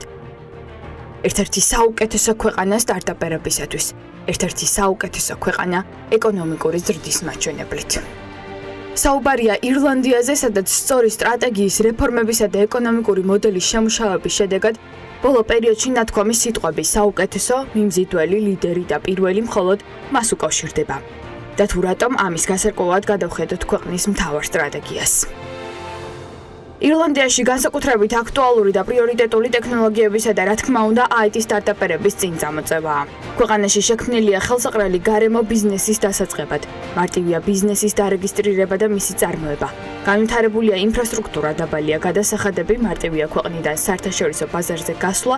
გარდა ამისა, დამწყები ბიზნესმენებისათვის ბაზარზე ბევრი მხარდამჭერი მექანიზმია შექმნილი, მათ შორის ირლანდიური ვენჩორული ფონდი, სახელმწიფო სააგენტო, ბიზნეს ინკუბატორი და აქსელერატორი, რომლებიც ყოველთვის მზად არიან დაეხმარონ დამწყებ ბიზნესმენებსა და ფინანსურად დაუდგნენ მხარში. ქვეყანაში სტარტაპერების წინა პლანზე წამოწევა 2012 წლიდან დაიწყო, როდესაც პროგრამა Startup Entrepreneur-ი ამოქმედდა, რომელიც ინოვაციური იდეების მქონე უცხო ქვეყნის მოქალაქეებზეა ორიენტირებული. ეხმარება სტარტაპ ვიზის მიღებაში და არსებული იდეის განვითარებაში. ასევე შექმნილია სპეციალური ფონდი Enterprise Ireland, უმსხვილესი ინვესტორი, რომელიც დებს კაპიტალს ახალ, ჯერ კიდევ განვითარების ეტაპზე მყოფ პროექტებში და ორიენტირებულია ახალგაზრდა სტარტაპერების მოზიდვაზე მთელი მსოფლიოდან. ქვეყანაში ყოველწლიურად უმჯობესდება ეკოსისტემა, მუშავდება სიახლეები, ჩამოჰყავთ ექსპერტები მთელი მსოფლიოდან და იქმნება სტარტაპერებზე ორიენტირებული პროგრამები. კიდევ ერთი საშუალება საკუთარი თავისა და პროექტის წარმოსადგენად კი კონკურსი Pulsar Dublin Bootcamp-ია, სადაც დამწყებ მეწარმეებს თავისა და იდეის წარდგენა საუკეთესო ანალიტიკოსებისა და ექსპერტების წინაშე უწევთ, რომლებიც შემდეგ უკვე მათ განვითარებაში ეხმარებიან. მოკლედ ამ ქვეყანაში უყურადღებოდ არც ერთი იდეა არ რჩება და ამიტომაც გახდა მიმზიდველი ირლანდიამ მსხვილი ბიზნესმენებისთვისაც. მათ შორის სახელდება Microsoft, Facebook, Twitter, LinkedIn, Intel, PayPal. ეს იმ ტექნოლოგიური კომპანიების არასრული ჩამონათვალია, რომლებმაც ევროპული შტაბ-ბინები ირლანდიაში განათავსეს. ამ ყველაფრის შედეგად კი 2018 წლის მაჩვენებლით ქვეყნის ეკონომიკა 4.7%-ით გაიზარდა. საქართველოს სტარტაპ ეკოსისტემის განვითარების თვალსაზრისით სწორ გზას ადგას. ასეთი შეფასება გააკეთა BMG-სთან ჯეულობის ერთ-ერთმა დამფუძნებელმა სანდრო ასათიანმა. მისი თქმით, თუკი ადრე ქვეყნის განვითარების გზაზე სხვა ფაქტორებს ექცეოდა ყურადღება, დღეს უკვე პრიორიტეტები გადანაწილდა და ყურადღება ინოვაციებზე, ადამიანებზე და მათ ინტელექტზე მახვილდება. საქართველოში კი სტარტაპების დახმარება აუცილებელია, თუმცა მთავრობის მხრიდან მსგავსი ინიციატივები წინა წლებშიც იყო და რამდენიმე ექსპერტიც ჩამოვიდა ქვეყანაში, მაგრამ ინოვაციების სფეროში მნიშვნელოვანი ფინანსები არასდროს დახარჯულა და შესაბამისად ქვეყანამ ვერც სასურველი შედეგი მიიღო. რა პრობლემების, გამოწვევებისა და საჭიროებების წინაშე დგას საქართველოში სტარტაპერები და რამდენად გაამართლებს მთავრობის სტრატეგია, თემაზე სასაუბრად ჯეულობის ერთ-ერთი დამფუძნებელი სანდრო ასათიანი უნდა შემოგვერდეს. დილა მშვიდობისა, მადლობა თქვენი დროისთვის. სანდრო, დავიწყოთ მთავარი კითხვით, რა პრობლემების და გამოწვევების წინაშე დგას დღეს სტარტაპერების საქართველოში და როგორ უნდა გადაიჭრას ასე თუ ისე ეს გზა, რომ დავისახოთ მიზანი. ხო, ახლა პრობლემა კომპლექსურია, არ არსებობს რაღაცა ერთი მარტივი თქვა გზა, რითაც ეს ყველაფერი გადაიჭრება. ძირითადად ეს სამ მთავარ პრობლემას გამოვყოფთი. პირველი არის ჩემი აზრით განათლება. ახლა რას გულისხმობ ამ განათლებაში? ნიჭიერი ადამიანი სად დაიბადება, არავინ არ იცის. შეიძლება ხო რომელიღაცა საქართველოს რეგიონში ცხოვრობს ადამიანი, რომელსაც აქვს პირობითად მარკ ზუკერბერგის პოტენციალი, მაგრამ არასდროს არ ექნება ამ პოტენციალის რეალიზების შესაძლებლობა, ხო? ანუ თვითონ ეს მარკ ზუკერბერგიც ხო ამერიკაში დაიბადა, ამ ხრივ მას გაუმართლა და იქ შეეძლო პოტენციალის რეალიზება. საჭიროა რომ ამ ადამიანებს ხო ცდომა ჰქონდეთ შესაბამის ცოდნასთან განათლებასთან, ახლა ჩვენ არ ვიცით ვიღაცას დააინტერესებს თუ ძალიან ღრმად შევა და არის ახალგაზრდებისთვის ნამდვილად ეს მომხიბვლელი თემა და ვიცი ხა სკოლებში რო ყოფილვარ, ხედავ რომ ბავშვები გაცლებთ უფრო მზად არიან, ხო მათ მეტი ინტერესი აქვთ ამ ტექნიკის, ამ თამაშით ბევრ რამეს სწავლობენ და ასე შემდეგ. ხო, ანუ პირველი არის ეს არის განათლება, განათლებაში გულისხმობ თქო განათლებასთან წვდომას, ხო და აი რაღაც საგანმანათლებლო რესურსები უნდა მივიდეს ყველამ. მეორე, ეს არის გამოცდილება, თქო რაღაცა იცი, მაგრამ საერთოდ არ აქვს გამოცდილება, ხო? ამ შემთხვევაში ძალიან მნიშვნელოვანია უცხოელი ექსპერტების ჩამოყვანა, ასევე კარგი იქნება რაღაცა სტაჟირების პროგრამის გაკეთება, როცა აქედან ვიღაცა სადღაც მიდის და ეგ რაღაცას ხედავს და ნუ მესამე არის ეს ფინანსებთან წვდომა, რომ თუ ადამიანს აქვს ცოდნა, თუ ადამიანს აქვს გამოცდილება, მაშინ მას ჭირდება რაღაცა ფინანსები იმისთვის, რომ რაღაცა დაიწყოს. ახლა ირლანდიასთან სამწუხარო ძალიან შორს ვართ, იმიტომ რომ იქ ის პლუსი არის, რომ იქ რო გააკეთეს შეღავათები ტექნოლოგიურ კომპანიებთან, ბევრი დიდი კომპანია დაიძრა, იმიტომ რომ იმას ვისაც უნდა და მსხვილი ოფისი ევროპაში ან ევროპის რეგიონზე მუშაობდა, ხო? იმან იცოდა, რომ კი აი ახლოს არის ევროპასთან და თქვათ რუკას რო გადახედა, ყველაზე შეღავათიანი ეს თქვათ პირობები მექნება აქ და ამიტომ ძალიან ბევრი კომპანია დაიძრა იქთან. შესაბამისად, როცა ხა მაღალ ტექნოლოგიურ კომპანიაში შემოდის, იმას თანამშრომლები ჭირდება, ინფრასტრუქტურა ჭირდება და ასე შემდეგ და ამან უკვე ეს მთელი ჯაჭვი. სანდრო, მთავრობის ინიციატივა გულისხმობს საგადასახადო შემოსავლების თვალსაზრისით და ასევე უცხოელი ექსპერტების ჩამოყვანა. რამდენად გადაჭრის ამ პრობლემას და არის თუ არა ეს ერთგვარი წინ გადადგმული ნაბიჯი ამ მიმართ? ხო, ნუ მან მთავარი არის როგორ მოხდება ამისი იმპლემენტაცია, ხო, ანუ თუნდაც ის შეღავათები რა მასშტაბის იქნება, რა დონის იქნება, რამდენ სწორად იქნება წინასწარ განსაზღვრული, ანუ ესე თქვათ რაც ჩვენ დღეს ვიცით, კი ამაზე ბევრი ლაპარაკობს, აგერ უცხოელი ექსპერტებიც ყავდათ მოწვეული და მათ თქვეს რომ ეს არის გასაკეთებელი, აქ ყველაფერი ლოგიკური არის, ხო, ანუ მან მერე უკვე მთელი საქმე რაღაცა პატარ-პატარა ფაქტებში არის, ანუ როგორ მოხდება ამისი რეალიზაცია, თორე ბევრ ქვეყანაში დღეს უკვე ქვეყნის სიძლიერე და პოტენციალი იზომება ჭკვიანი ადამიანების რაოდენობით, ხო, რომელსაც ტექნოლოგიების გამოყენებით შეუძლია ახალი პროდუქტის შექმნა. ანუ თუ კი ადრე იყო ეს ბუნებრივი წიაღისეული მერე ქარხნები და ფაბრიკები, ხო, ეხლა ერთ-ერთი მნიშვნელოვანი მომენტი ეს არის. სხვა ქვეყნებში ირლანდიაზეც იყო ლაპარაკი იმაზე, რომ უცხოეთიდანაც კი იზიდავენ, ხო, რაღაც შეხვედრიანი პირობები აქვს, რომ ნიჭიერი ადამიანი, რომელიც ქვეყნის გარეთ არის, ისიც კი თავისთან მოიყვანა, ხო? ჩვენ შემთხვევაში ჯერ შიდა პოტენციალის ბოლომდე არ აქვს ამ ხრივ რეალიზებული, რომ არ დავიწყოთ იმას საუბარი, რომ რაღაცა ვიღაცას რაღაცა. ეს ანუ ექსპერტები საქართველოში ჩამოდიოდნენ აქამდეც, ფული იხარჯებოდა აქამდეც ამ მიმართულებით, თუმცა სასურველი შედეგი ვერ დაიწყო. ალბათ მასშტაბი არ იყო, ალბათ ის ექსპერტები ჩამოდიოდა მეორე მხარეს იმ ადამიანების რაოდენობა, ხო, ან თქვათ, რა ვიცი, მომზადება შესაბამისი, ხო, იმიტომ რომ ექსპერტები ჩამოიყვან შეცხო რაღაცა მზად უნდა იყო, რომ ერთმანეთს გავუგოთ, ხო, ალბათ აი ის უფრო მასშტაბური სამუშაოები აკლდა ამ ყველაფერს, ხო? აი რასაც მე ვამბობ, რომ რაღაცა შექმნა სისტემა, რომლითაც ყველასთან მიხვალ, ეთქვი რომ აი ეს შესაძლებლობები გაქვს. ეხლა პრინციპში ის პლუსიც არის, რაც რო გადის, ხო, უფრო მეტი ადამიანი ხვდება, რომ ეს არის პერსპექტიული. მე თუ ნიჭიერი ვარ, მოდი აქ ვცდით ჩემი ნიჭს, ხო? იმიტომ რომ აი პირობითად რო წარმოვიდგინოთ, ხო, თითქმის წარმოუდგენელია, რომ რაღაცა ისეთი გააკეთო ბიზნესის კუთხით, რომ გაიტანო საქართველოდან, ხო? და ამ დროს ვიცით ძალიან ბევრი თქვათ შემთხვევა, როცა ნიჭიერი პროგრამისტი აი რაღაცა იქ არის ერთეული, რომ აი Google-ში მუშაობს, ხო? აი რაღაცა Facebook-შიც აიყვანეს ქართული და ასე შემდეგ, ხო? ანუ შენ თუ ნიჭიერი ხარ და გაქვს პოტენციალი ამ ტექნოლოგიების კუთხით, ხო? გაცილებით უფრო მარტივია შენი რეალიზება თუნდაც საქართველოს ფარგლებს გარეთ, ხო? და აი მას ნელ-ნელა ხვდებიან, რომ ეს არის პერსპექტივა. ხა მე რეგიონებში დავდიოდი, რაღაც კვლევაშიც მონაწილეობდი და ვეკითხებოდი იქ მასწავლებლებს, უფროს კლასელებს, რომ აი სასადაბარებენ ბავშვები რა აინტერესებთ, ხო? და იქ იყო მენეჯმენტი, რაღაც ისინი რა ქვია, იურიდიული ფაკულტეტი, საერთაშორისო ურთიერთობები, ხო? ანუ რაღაც ის რაც ვიცით ზედაპირზე, ხო? და ამ სამივე სფეროში დასაქმება და რეალიზება საკმაოდ რთული არის, ხო? და ამ დროს აქვე არის ეს ტექნოლოგიური მასწავლებლები, მასაც კი მეუბნებოდნენ, რომ თუ ხედავთ, რომ მათემატიკაში ნიჭიერია ბავშვი, ხო, მეუბნებით, რომ აი მოდი ბიზნესის მენეჯმენტის კუთხით იქნებ რაღაცა წავიდეს მერე აი ამ მიმართულებით ჩააბაროს, ხო?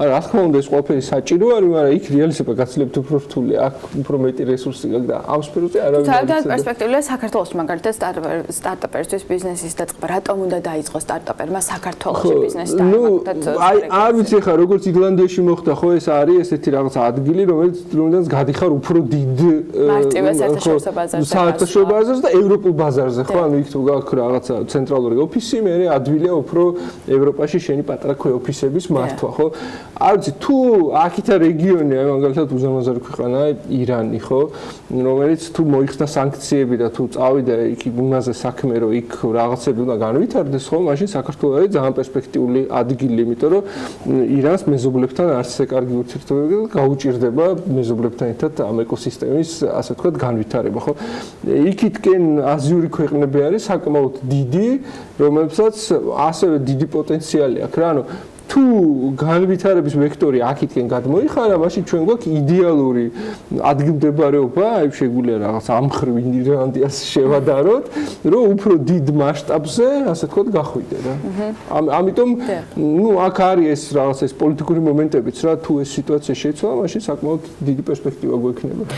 ასე თუ ისე ხა მთავრობის გეგმას რომ გადავხედოთ, ანუ ფინანსები გვარდება, განათლებაც გვარდება, აი გამოცდილების მიმართულებით რისი გაკეთება არის შესაძლებელი? ხო, ნუ გამოცდილების მიმართულებით აი არ იყო მაგალითად ლაპარაკი ამ გაცვლით პროგრამებზე, ანუ ძალიან მნიშვნელოვანია რომ აქედან ადამიანი თქვათ რაღაცა ჩავიდეს და რაღაცა ადგილზე ნახოს, იქ ნახოს რა, იმიტომ რომ არის ხოლმე როცა არის ჰაკატონები, როცა არის სტარტაპების კონკურსები, ხშირად არის ესეთი პროექტი, რომელსაც პირდაპირ ხედავ, ესეთი ხო ზუსტად ესეთი უკვე იყო, ხო, ანუ აქ რაღაცა ინოვაციის მომენტი უნდა იყოს, ხო და იმის გამო რომ ამ ინფორმაციის ნაკლებობა, გამოცდილების ნაკლებობა ხშირად ისეთი პროექტებია, რომელიც ფაქტიურად იმეორებს რაღაცას რა და აი ეს მომენტი, რა ვიცი, ძალიან მნიშვნელოვანი არის რა, რაღაცა რა ვიცი, მე დავამატებდი რომ აქედანაც წასვლა იყოს.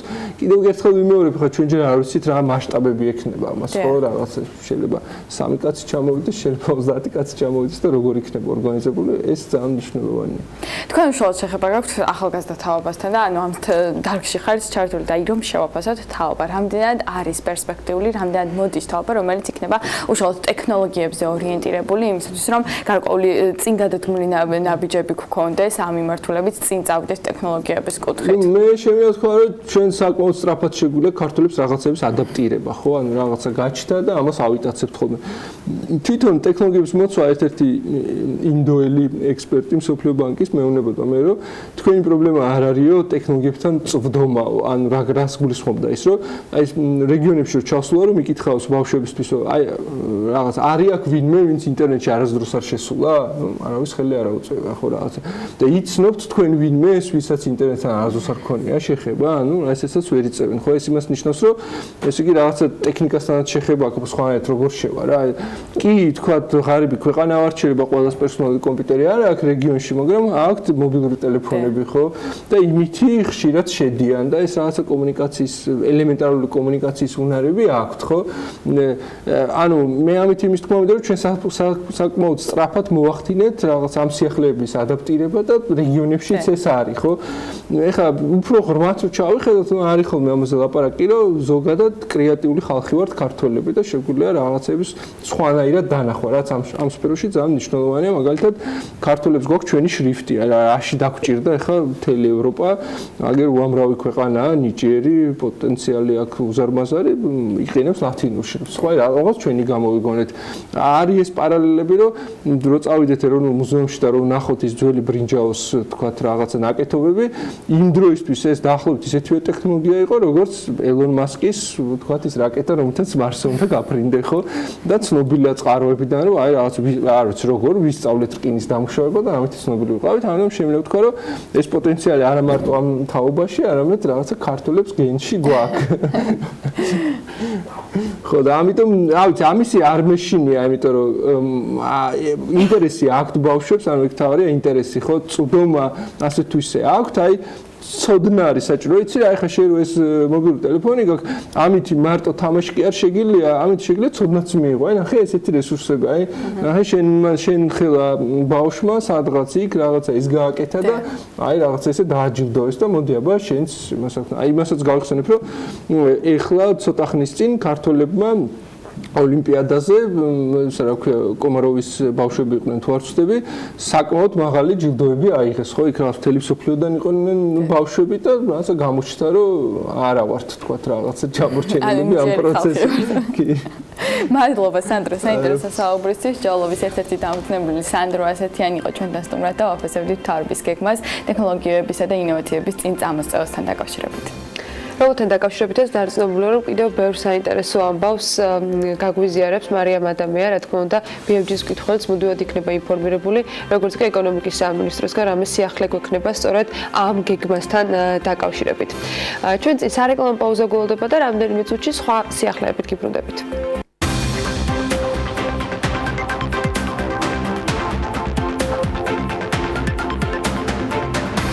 საქართველოს ეროვნული ბანკი 2019 წლის პირველ ნახევარში ინფლაციის მიზნობრივ დონესთან დაახლოებას ელოდება. ეს კი იმას ნიშნავს, რომ ინფლაცია არსებულთან შედარებით მცირედით უნდა გაიზარდოს. თბილისის მერის ინფორმაციით შტატბილერთან მოლაპარაკებები აქტიურ ფაზაში აღარ განიხილება შვეიცარიული კომპანია დედაქალაქში რეგიონული ქარხნის მშენებლობას და მატარებლების წარმოების დაწყების სურვილს გამოთქვამდა. სასმელი წყლის მიწოდებისა და მოხმარების წესების შესახებ დადგენილებაში ცვლილებები შედის. სემეკი ორ ალტერნატივას თავაზობს. საპარტნიორო ფონდის და ისრაელის კომპანია ელბით საიკლინის ერთობლივი პროექტის თვითმფრინავების კომპოზიტური ნაწილების ქარხანა პროდუქციის შესყიდვასთან დაკავშირებით პირველი დოკუმენტები უკვე გააფორმა.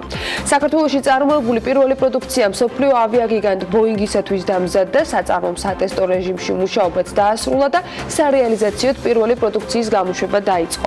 ამ დროისთვის ქარხანაში 100-ზე მეტი ადამიანია დასაქმებული, რომლებმაც კვალიფიკაციის ასამაღლებლად გადამზადება ისრაელის კომპანია ელბით საიკლონის სპეციალისტებმა გაიარეს. სწავლება კი ეტაპობრივად გრძელდება. ქარხნის სრულად დატვირთვის შემდეგ საწარმო სულ 300-მდე ადამიანს დაასაქმებს. ეროვნული ბანკი 2019 წლის პირველ ნახევარში ინფლაციის მიზნობრივ დონესთან დაახლოებას ელოდება. სების ახალი პროგნოზით ინფლაცია 3%-იან მაჩვენებელთან ახლოს საშუალო ვადიან პერიოდში შენარჩუნდება. პირველი თებერვლისათვის წლიური ინფლაცია 2.2%-ია. ინფლაციის ზრდის მიმართულებით მოქმედ რისკებში რეგიონში გეოპოლიტიკური და ეკონომიკური ვითარების გაუარესება და საერთაშორისო ბაზრებზე სასაქონლო პროდუქციაზე ფასების ზრდა მოიაზრება. ასევე საგარეო შოკის გამწვავება, რომლის შემთხვევაშიც აიწევს რეგიონის ქვეყნების რისკ პრემია, რაც ადგილობრივი ვალუტების გაუფასურებაში აისახება. მიუხედავად ეკონომიკური ზრდის შენელების გაზრდილი რისკებისა, ეროვნული ბანკის ანგარიშის მიხედვით საქართველოს ეროვნული ბანკი წელს ეკონომიკის 5%-იან ფარგლებში ზრდას ელოდება. სების პროგნოზით მოსალოდნელია, რომ 2018 წლის მეორე ნახევარში ზრდის ტემპი შესუსტდება, გარკვეულწილად დროებითი ხასიათის იქნება. პროგნოზის მიხედვით კი მთლიან შიდა პროდუქტს ზრდაში დადებითი წვლილი ექნება, როგორც წმინდა ექსპორტიდან, ასევე მოხმარება და ინვესტიციების ნაწილიდან, რასაც საბაზო სცენარის მიხედვით როგორც სახელმწიფოს კაპიტალური ხარჯები, ასევე სესხების ზრდა შეუწყობს. განახლებული შეფასებით ეკონომიკური აქტივობის ჩამორჩენა პოტენციური დონიდან 2018 წლის მეორე ნახევარში მცირედით გაიზრდება, თუმცა მისი ეტაპობრივად აღმოფხვრა გაგრძელდება და გამოშვების კეპი იქნება მომდევნო 2 წლის მანძილზე. ეროვნული ბანკის მონეტარული პოლიტიკის ანგარიში ასე მიუთითებენ. როდის შეიძლება ამოქმედდეს ახალი რეგულაცია სადისტრიბუციო მანქანებისათვის, რომელიც მხოლოდ ღამის საათებში გადაადგილებას ითვალისწინებს მათთვის, ეს კითხვა BMG თბილისის მერიაში დასვა. დედაქალაქის მერის მოადგილე აცხადებს, რომ კანონმდებლობა ამ მიმართულებით უკვე შექმნილია, თუმცა ის ჯერ არ ამოქმედებულა. როგორც იქ აღნიშნავენ, თავად მუნიციპალიტეტმა უნდა დაადგინოს ინდივიდუალურად, რომელ საათებში იმოძრავებენ სადისტრიბუციო ან დიდი ზომის მანქანები.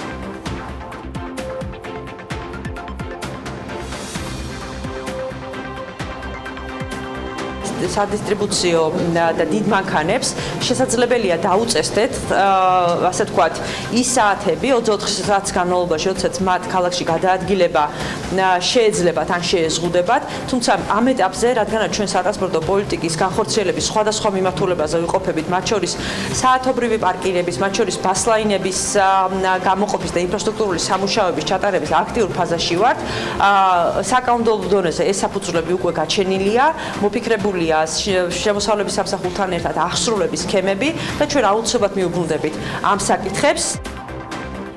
კიდევ ერთი თემა, რომელზეც BMG თბილისის მერიისგან შესაბამისი განმარტების და პასუხის მიღება შეეცადა, ეს შვეიცარიულ კომპანია შტადლერთან მოლაპარაკებებია. კომპანიის თბილისში რეგიონული ქარხნის და მშენებლობის საკითხი განიხილებოდა და მატარებლების წარმოების დაწყების სურვილს გამოთქვამდნენ.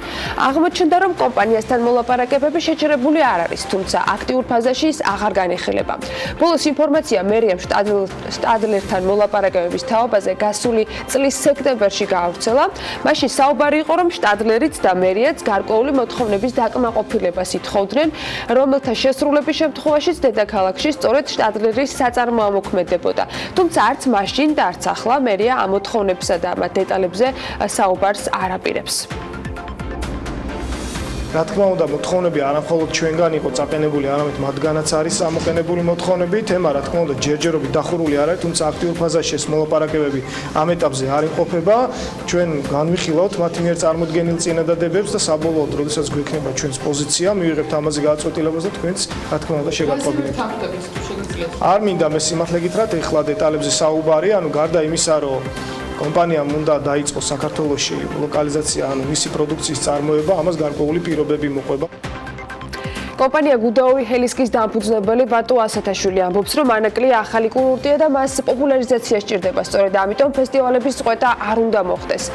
მან BMG-სთან ეკონომიკის მინისტრის გიორგი ქობულიას ის განცხადება შეაფასა, რომლის თანახმადაც წელს მთავრობა ანაკლიაში ფესტივალს ნაღდი ფულით აღარ დააფინანსებს. შეგახსენებთ, რომ 2014-დან 2018 წლის ჩათვლით ანაკლიაში ელექტრონული ფესტივალი 5 ჯერ გაიმართა, საიდანაც ბოლოს 3 ფესტივალი ბიუჯეტის თანადაფინანსებით ჩატარდა და ჯამში 10 მილიონი ლარი დაიხარჯა. ჩემი აზრით ანაკლიის თემა განსაკუთრებით მძობლიარია უპირველეს ყოვლისა, იმიტომ რომ საზღვრისპირა ზოლია, მეორე იმიტომ რომ ახალი კურორტი შენდებოდა, მესამე ამ ახალ კურორტს ჭირდება პოპულარიზაცია, ჭირდება ამოქაჩვა, ჭირდება ხალხის მოზიდვა. თავიდანვე გადაწყვეტილების მიღება, რომ იქ რაღაც ელექტრონული ფესტივალი უნდა გაკეთებულიყო და სხვადასხვა საშუალებებით ბევრი ხალხი ჩამოიყვანეთ, ეგ იყო ძალიან კარგი. ეხლაც საჭიროა ამის გაკეთება, დღესდღეობით ამის წყვეტა გამოიწვევს ავტომატურად იმ დაინტერესებული მხარეების, ვინც იქ მაგალითად თუნდაც იმ 2 კვირის განმავლობაში რაღაცა ბიზნესს აკეთებდა, მათ აბსოლუტურ გათრიშვას. ან მათი ინტერესები სხვაგან გადაყვანას. მნიშვნელოვანი არის გრძელვადიან პერსპექტივში უბრალოდ შევთანხმდეთ რა გვინდა ანაკლისგან. გვინდა რომ იყოს კურორტი, გვინდა რომ იყოს რაღაც დასასვენებელი მხარე, გვინდა რომ მივიზიდოთ ხალხი, თუ ვთქვათ რომ ეს იყო ასე ვთქვათ წყალში გადაყრილი ფული და იქ მეტი აღარაფერი აღარ უნდა იყოს და ისე უნდა დავაჭაობოთ იქაურობა. სასმელი წყლის მიწოდებისა და მოხმარების წესების შესახებ დადგენილებაში ცვლილებები შედის. პროექტით საოჯახო სასტუმროს მფლობელებისათვის გათვალისწინებულია მოხმარებული სასმელი წყლის საფასურის დარიცხვის 2 ალტერნატივა, რომელთა შორისაც მომხმარებელი თავად გააკეთებს არჩევას. პირველი მეთოდი ითვალისწინებს სასმელი წყლის მოხმარების აღრიცხვას მთელ ობიექტზე ერთობლივად, რა შემთხვევაშიც მომხმარებელს არასაყოფაცხოვრებო ტარიფი დაერიცხება მოხმარებული სასმელი წყლის მხოლოდ იმ ოდენობაზე, რაც თვის განმავლობაში 20 მეტრ კუბს აღემატება, ესე იგი 20 მეტრ კუბი და უფრო ნაკლები სასმელი წყლის ოდენობაზე მომხმარებელი საფასურს გადაიხდის საყოფაცხოვრებო ტარიფით. მეორე მეთოდი ითვალისწინებს მომხმარებლის ობიექტზე საყოფაცხოვრებო და არასაყოფაცხოვრებო მოხმარების განცალკევებულ აღრიცხვას. ამ მეთოდის გამოყენება შესაძლებელია იმ შემთხვევაში, თუ ობიექტზე მკვეთრად არის გამიჯნული საყოფაცხოვრებო და არასაყოფაცხოვრებო მიზნით გამოყენებული ფართები.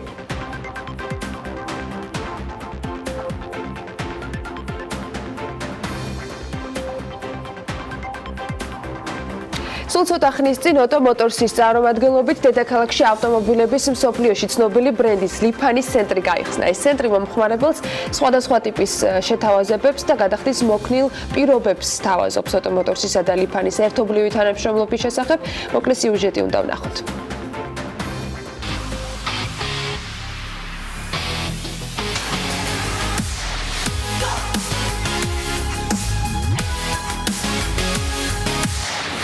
მსოფლიოში ცნობილი ავტომობილების ჩინური ბრენდი ლიფანი 10,000-ზე მეტი სადილერო ცენტრით მსოფლიოს 42 ქვეყანაშია წარმოდგენილი.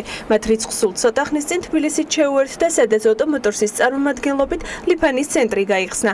ცენტრში კომპანიის სხვადასხვა მოდელებია წარმოდგენილი, რომელთა ფასიც $12,000-დან იწყება. დაბალი ფასის გარდა ლიფანის ავტომობილების მთავარი უპირატესობა თანამედროვე დიზაინი და მაღალი ხარისხია. ლიფანი ინდუსტრია გრუპი დაარსდა 1992 წელს, დღესდღეობით ის მსოფლიოს 42 ქვეყანაშია წარმოდგენილი 10,000-ზე მეტი სადილერო ცენტრით. ლიფანის ქარხანა მდებარეობს ქალაქ ჩუნცინში, რომელიც განთავსებულია 65,000 კვადრატმეტრზე, სადაც წელიწადში 150,000-ზე მეტ ავტომობილს საწარმოებენ. ლიფანის ავტომობილები გამოირჩევა საიმედოობით, ხარისხითა და ეკონომიურობით. ლიფანის ავტომობილები ასევე ჩვენს მეზობელ ქვეყნებში ძალიან დიდი პოპულარობით სარგებლობს, სწორედ ამიტომ გადაწყვიტა კომპანია ოტომოტორსმა ყოფილიყო ლიფანის ოფიციალური წარმომადგენელი საქართველოში. ცენტრი კლიენტებს 3 წლიან გარანტიას თავაზობს, საიდანაც 1 წლის განმავლობაში ოტომოტორსის ნებისმიერ ფილიალში უფასო სერვისის მიღების საშუალება ეძლევათ. გარდა ამისა, ცენტრში ავტომობილის შეძენა და შემდგომ მისი გადაცვლა არსებული მეორადი ავტომობილითაც შესაძლებელია. ყველა ავტომობილს აქვს 3 წლიანი გარანტია, 3 წლის გარანტიიდან 1 წელი სრულად უფასო სერვისი ნებისმიერ ნაწილზე იქნება ხუნდაზე, ცეთებზე, ფილტრებზე თუ სხვა ნებისმიერ ნაწილზე, რაც დაჭირდება ამ 1 წლის განმავლობაში. პლუს გვაქვს სერვისი ტრეიდინი, ანუ შეგიძლიათ თქვენი მანქანა მოიყვანოთ, ნებისმიერ ეს მეორად იქნება თუ ახალი, ჩავიბაროთ თქვენი ავტომობილი და გაგატანოთ ახალი. ასევე მოქმედებს, ესე ვთქვათ, 1 წლის შემდეგ მდგომარეობის გათვალისწინებით, შეგიძლიათ დააბრუნოთ ჩვენი ავტომობილი და გაიყვანოთ ისევ ახალი.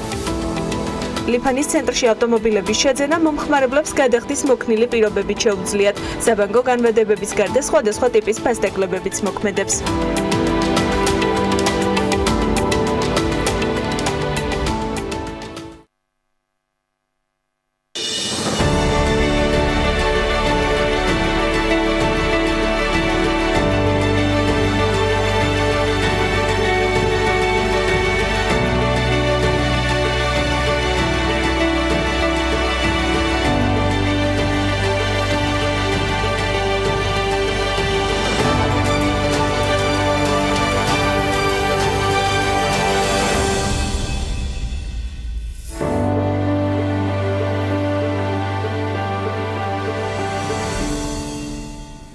მანანა მანჯგალაძე შემოგვიერთა ეს ქუდიც ალბათ ამის დასტური არის, თუმცა ყოველ ხუთშაბათს ვიცი უკვე რომ ველოდებით საქმიანობის ამ რუბრიკას და დღესაც იგი რუბრიკა ძალიან საინტერესო საქმიანობს წარმოგვიდგენს, საინტერესო და გამორჩეული ნიკა ექიმის საქმიანები, რომელზეც უნდა გამოვთქვი და ბევრი არც მე ვიცი, თუმცა ადამიანი ავღანეთის ომიდან, რომელიც ორ ფეხზე პროტეზით სამსახურში მუშაობს და ძირითადად დევნილებს ემსახურება, არ ვიცი.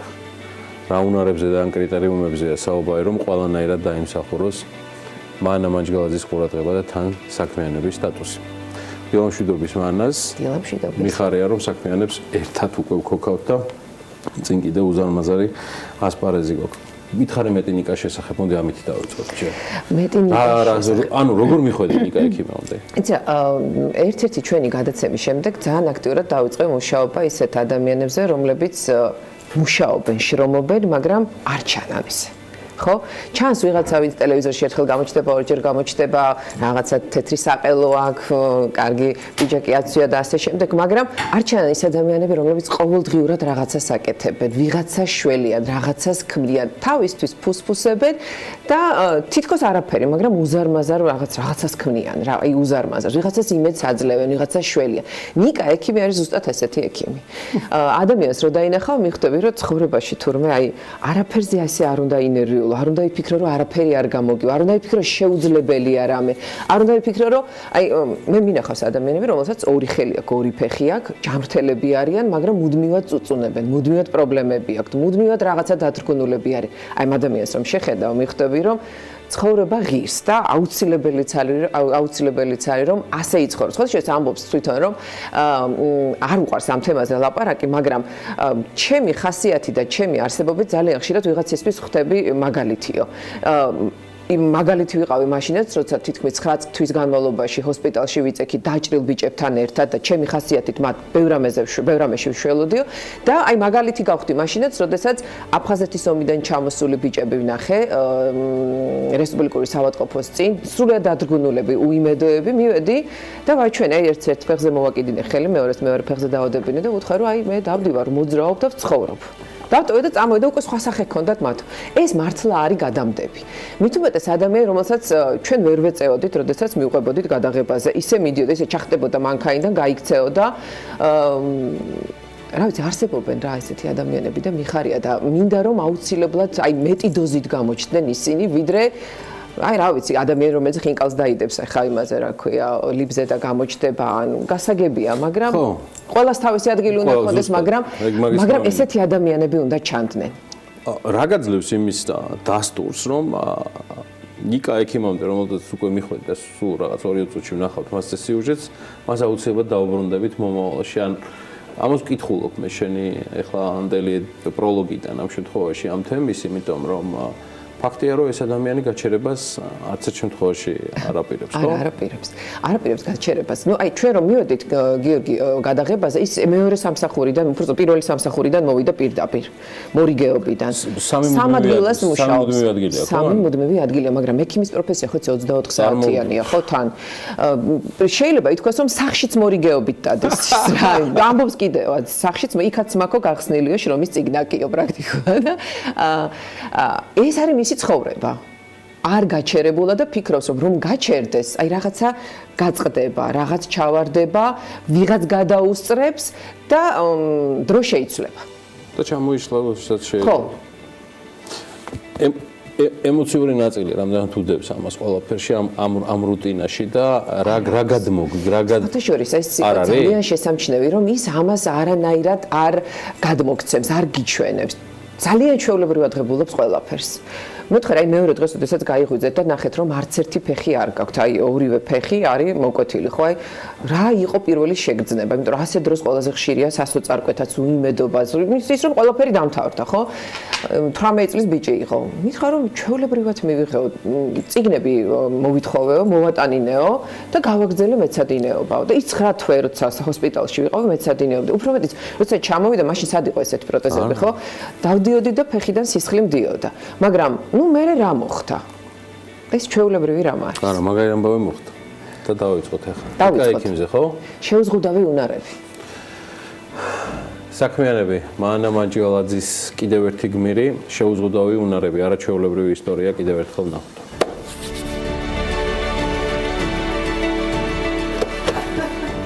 ცხრათვე ვარ მე საწოლში გოსპიტალში. რო ფეხზე არ ამდგარო არის 9 თვის განმავლობაში. წელიწად 3 თვე მაქვს ნაომარი.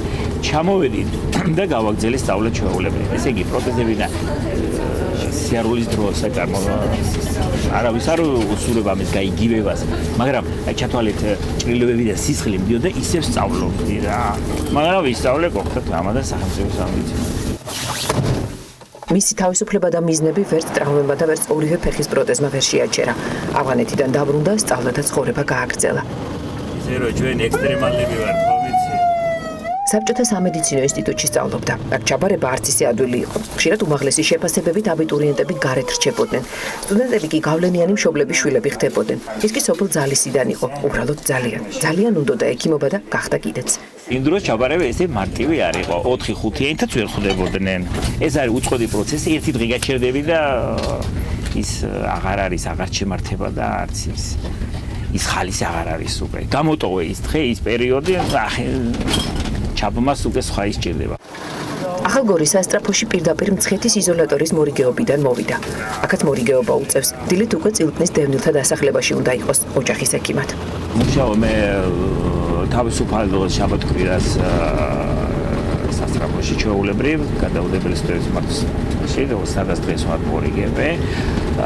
ოჯახის ექიმად მუშაობ წილკნის დასახლებაში ორშაბათი და პარასკევის ჩათვლით და ის შაბათ-კვირის პერიოდში ვახერხებ კიდევ მუშაობას იზოლატორში, დროებით დაკავების იზოლატორში. პირველ სამსახურში ინსტიტუტის დამთავრებიდანვე მესამე დღეს აღმოჩნდა. 24 წელი გავიდა და 100-ია დღემდე.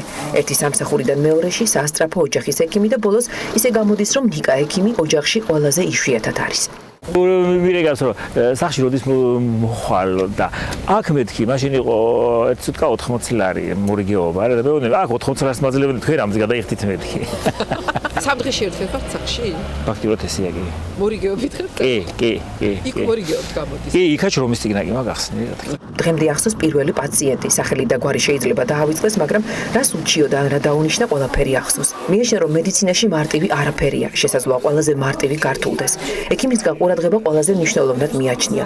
ასე ფიქრობდა მაშინაც, როცა დაჭრილი 9 თვე ჰოსპიტალში იწვა და პაციენტი იყო, ახლაც როცა დღეში 10-ობით პაციენტს ემსახურება. როცა ნაღმზე აფეთქდა და ორივე ფეხი დაკარგა, ყველაფერი გაიაზრა და რაც მოხდა, ყველაფერი ჩვეულებრივად მიიღო. ზღუდული შეძლებების მქონე პირი ვარ მე რა თქმა უნდა. მაგრამ არა შეზღუდვა არა გაქვს საერთოდ. შეზღუდვა როგორ მე სულიერად თავისუფალი ადამიანი ვარ და ახლა პროტეზი ნამდვილად ვერ შემზღუდავს ისე რომ ყველაფერს ვახერხებ, ამის თუ ესაც უკვე ჩემი ნაწილია და მაგიტო. ამ თემაზე ლაპარაკი დიდად არ უყვარს, მაგრამ იცის რომ მისი ხასიათი გადამდებია.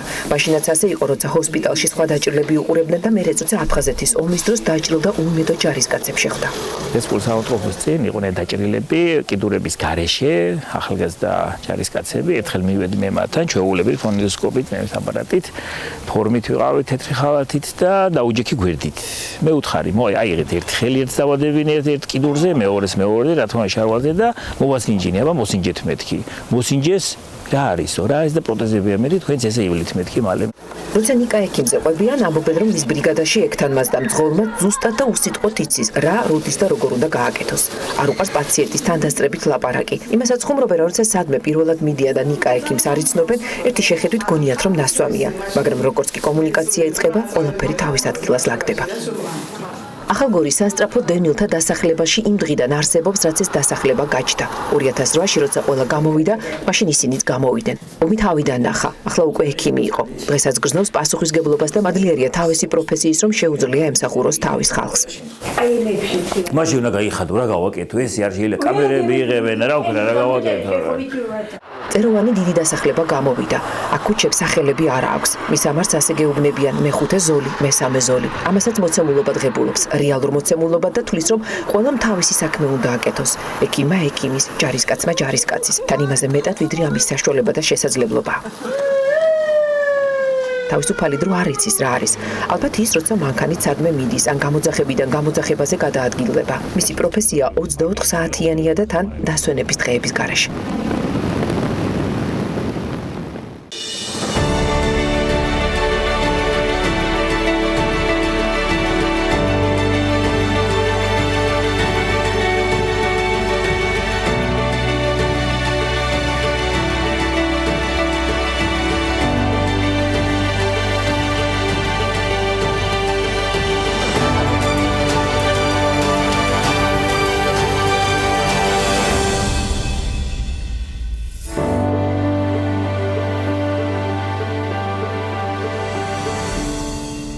კომპანია Green Energy კახეთში, კონკრეტულად ხაშმის ტერიტორიაზე 5 მეგავატიანი მზის ელექტროსადგურის მშენებლობას გეგმავს. ამისთვის 3.5 მილიონი დოლარის ინვესტიცია საჭირო.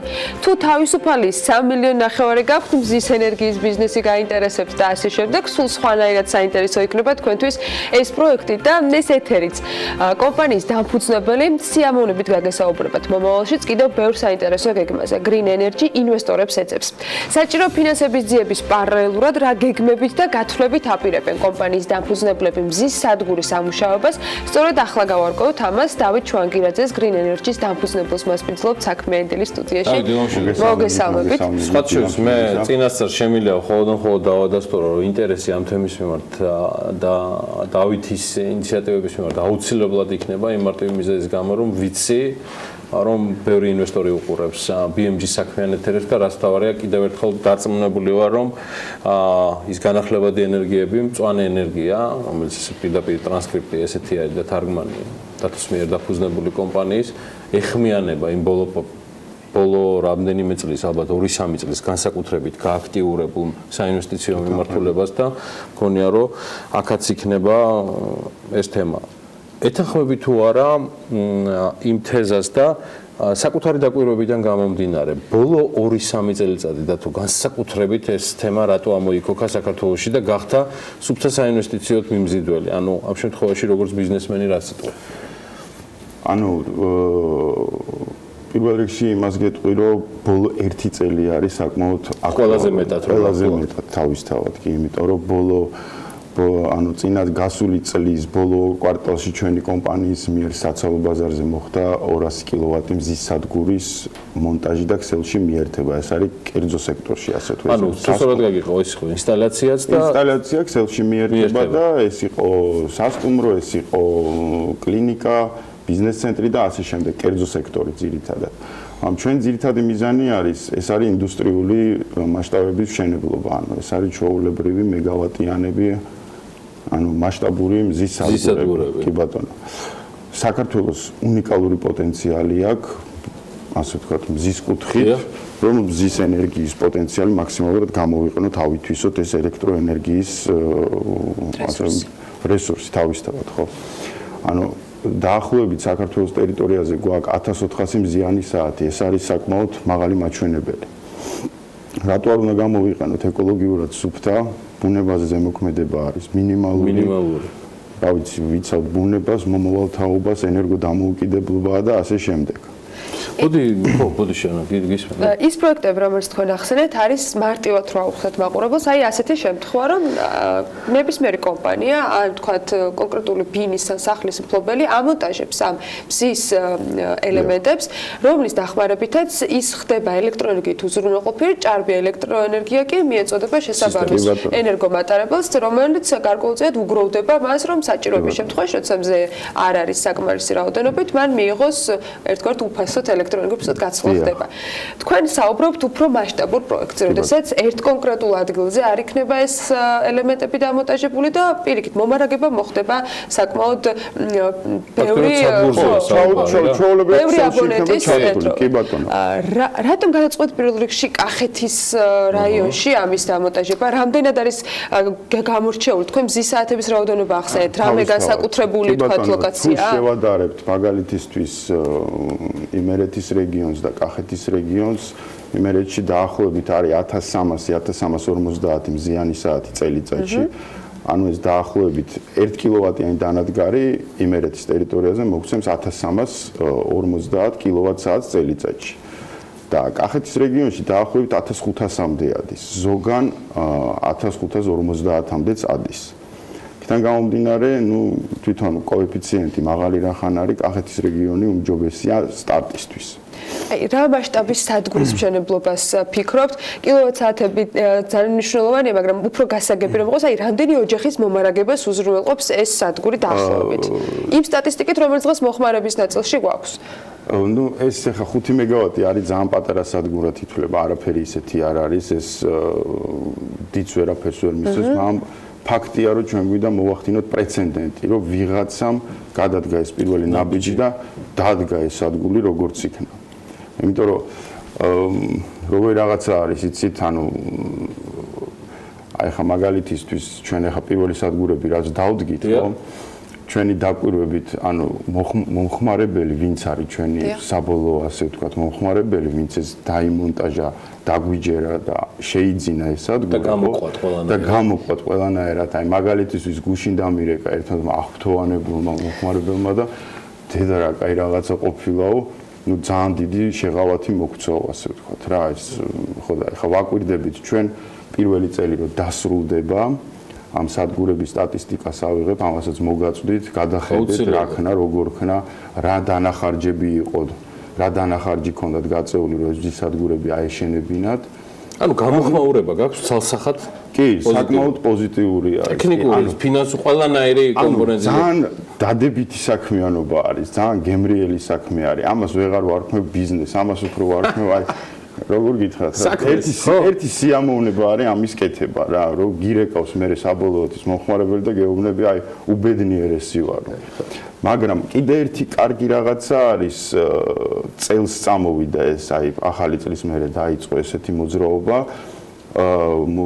ასე ვთქვათ მომხმარებელი მოდის და გვეუბნება რომ პირდაპირ სახლი დამიპროექტე უკვე ჩაშენებული მზის სადგურით ეს არის საკმაოდ ასე ვთქვათ დადებითის მაჩვენებელი ხო ამას ემატება არა მარტო უკვე მცირე კერძო სახლები, არამედ დიდი მასშტაბების, აი მაგალითად ბათუმში შენდება, პროექტდება ახლა სამაცივრო მეურნეობა. მან უკვე პროექტშივე არის ჩადებული, სპეციალურად გამზადებული მზის სადგურის სამაგრები, სახურავი არის მიმართული პირდაპირ სამხრეთისკენ და ანუ ვაპროექტებთ მზის სადგურით. მან იქნება დაახლოებით 100 კილოვატის სიმძლავრის მზის სადგური. ანუ მე ვფიქრობ, რომ წლევანდელი წელი იქნება კიდე ერთი ასე ვთქვათ, ანუ საქანელო რო ქანაობს, ხო? კიდე ერთი მოქნევა იქნება სერიოზულად. მანამდე მაინტერესებს ესეთი ერთ-ერთი ბოლო კითხვა, რა გეგმა, რომელიც ამ მზის სადგურის დამონტაჟებას ითვალისწინებს. რა ეტაპზეა მის მიმართ ინტერესი და თუ ანუ იმ პორტფოლიოდან გამომდინარე, რაც უკვე green energy-მ შექმნა, რა ეტაპზეა ეს ინტერესი? ჩვენ ახლა უშუალოდ პირდაპირ ვსაუბრობთ ფონდ GGF-თან. ოკეი. ხო, ეს არის ლუქსემბურგის ფონდი, რომელიც სპეციალურად არის შექმნილი აი ესეთი პროექტების გასანვითარებლად და ნუ საკმაოდ პოზიტიურად უყურებენ. ჩვენ ახლა ვართ პროექტირების ეტაპზე, ანუ ერთი არის მიწაზე განლაგებული მზის სადგური იყოს, მაგრამ მეორეს განვიხილავთ ხაშმის ტერიტორიაზე არის ტბები. თვითონ იმ ტბებზე მოტივტივე მზის სადგურის ასე ვთქვათ დადგმაზე მიდის საუბარი.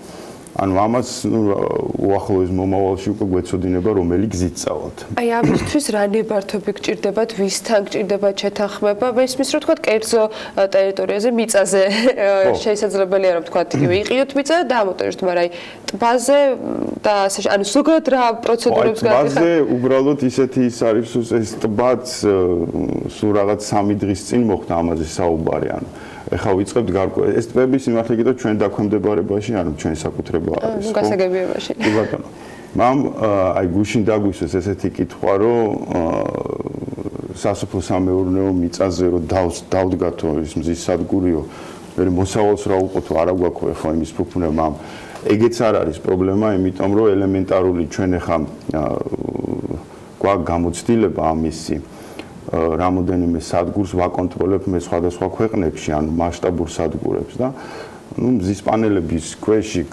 პომიდორი, ბადრიჯანი რაღაცა არის დათესილი, ჩვეულებრივად ფუტრის სკები არის და ასე ვთქვათ, კარგი დადებითი მიკროკლიმატი იქმნება თვითონ მზის პანელის ქვეშ. ასე ვთქვათ, უარყოფითი საერთოდ არ აქვს მზის სადგურს. ანუ მინუსი არ აქვს. მხოლოდ დადებითი და პოზიტივი არის მხოლოდ რა. საუბრის ბოლოს გამომდინარე იქიდან რომ green energy-ზე ვერაფერს ვერ იტყვი გარდა იმისა რომ უკვე ძალიან მაგრად ამოქოქილია თვლი თუ არა მე არ გულისხმობ მხოლოდ და მხოლოდ საკანონმდებლოს ამ კითხვაში ამას თავიდანვე დათქმით გავაკეთებ და თუ უბრალოდ თქვენი გადმოსახედიდან თქვენი პარტნიორების თანამშრომლების გადმოსახედიდან რა არის ქვეყანაში გასაკეთებელი მიმართულების როგორ თქვა მეტი სტიმულირებისთვის მის მიმართ ინტერესის მეტად გასაღვივებლად არის თუ არა საჭირო რაიმე ტიპის ცვლილებები მათ შორის საკანონმდებლო თუ ამან ჯობს აი ესე ინერციულად დაწყებული შვანგირაძიდან დამთავრებული რა ვიცი მე ისაკაზით თუ ლაპიაშვილით იაროს ინერციით გაიზარდოს მის მიმართ ინტერესი და ენთუზიაზმი თუ შეიძლება დაჩქარება გარკვეული პროცესების ანუ თვითონ სამუშაო პროცესმა მიგვიყვანა ეს თემამდე, რომ რამოდენიმე დეველოპერულ კომპანიას უკვე დაინტერესება აქვს, რომ მშენებლობის პროცესით დეველოპმენტში დაინერგოს უკვე მზის სადგურები. ანუ დაპროექტებისას. აი წაღან სამეცნიერო მეურნეობაზე რომ მოყევით, ხო? დაახლოებით ეს ვარიანტზე საუბარი. მანდ არის რამოდენიმე ხა, როდესაც ჩვენ რაღაც შენობას ვაშენებთ, ხა ამ ხელა სახურავის შექმნა ცოტათი რთული არის. მაგრამ არის ეგეთი სახურავები, სადაც შეიძლება რომ სრული 100% მომარაგება მოხდეს და სიტყვაზე კვადრატული მეტრი გაიყიდოს უფასო ელექტროენერგია კომუნალური სახით, ეს იქნება უფასო. ეს არის იდეის დონეზე, მაგრამ განხორციელებადი არის. მაგრამ მეორე არის, რომ არსებული რაც არის ხა რამე თუ შენდება, კარგი იქნება რომ ყველამ გაითვალისწინოს სიტყვაზე 10% მოხმარება მაინც რო იყოს მზის ენერგიაზე, ხო?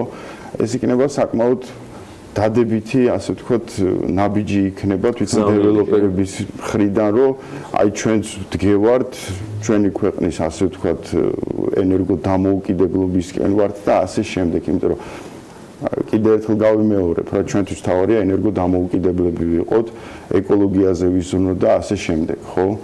ანუ ბავშვები გვეძდება და ამაზე უნდა ვიზრუნოთ ძირითადად, მომავალზე უნდა ვიზრუნოთ.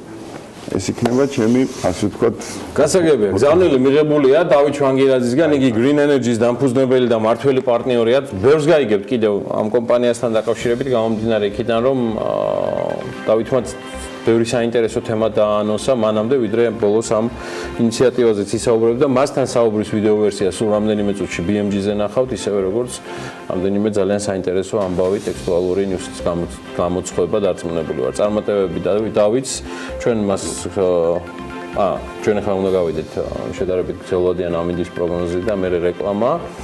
დაგიბრუნდებით სულ მალე, საკმაოდ საინტერესო თემით ვისაუბრებთ, რომელსაც ანუკა ჯოხაძე წარმოადგენს და სტუდიის ნომრები იქნებიან გიორგი ხიშტოვანი და ბესო ნამჩავაძე. დაგველოდეთ. ამინდის პროგნოზის სპონსორია დეველოპერული კომპანია ორიონ ჯგუფი.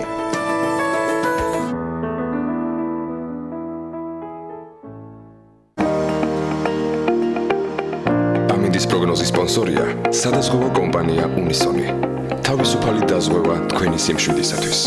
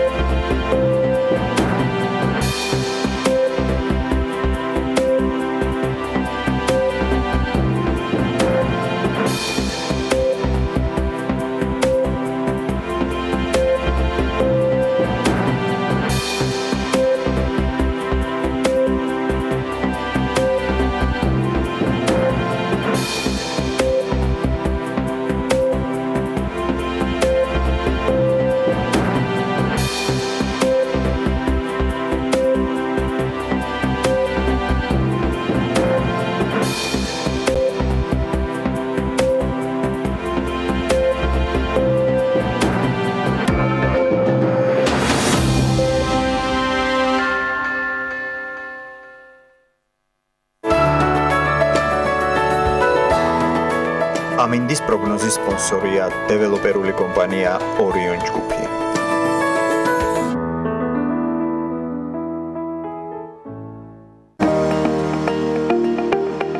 ამინდის პროგნოზის სპონსორია სადაზღვევო კომპანია უნისონი.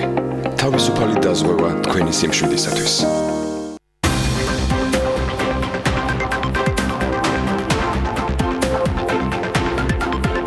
Forbes Georgia's თებერვლის ნომერში საინტერესო ფაქტზე გამახვილდა ყურადღებამ საქართველოს ერთსულ მოსახლეზე შემოსავლების ზრდით უკვე 20 წელია მსოფლიოში მერვე ადგილზეა.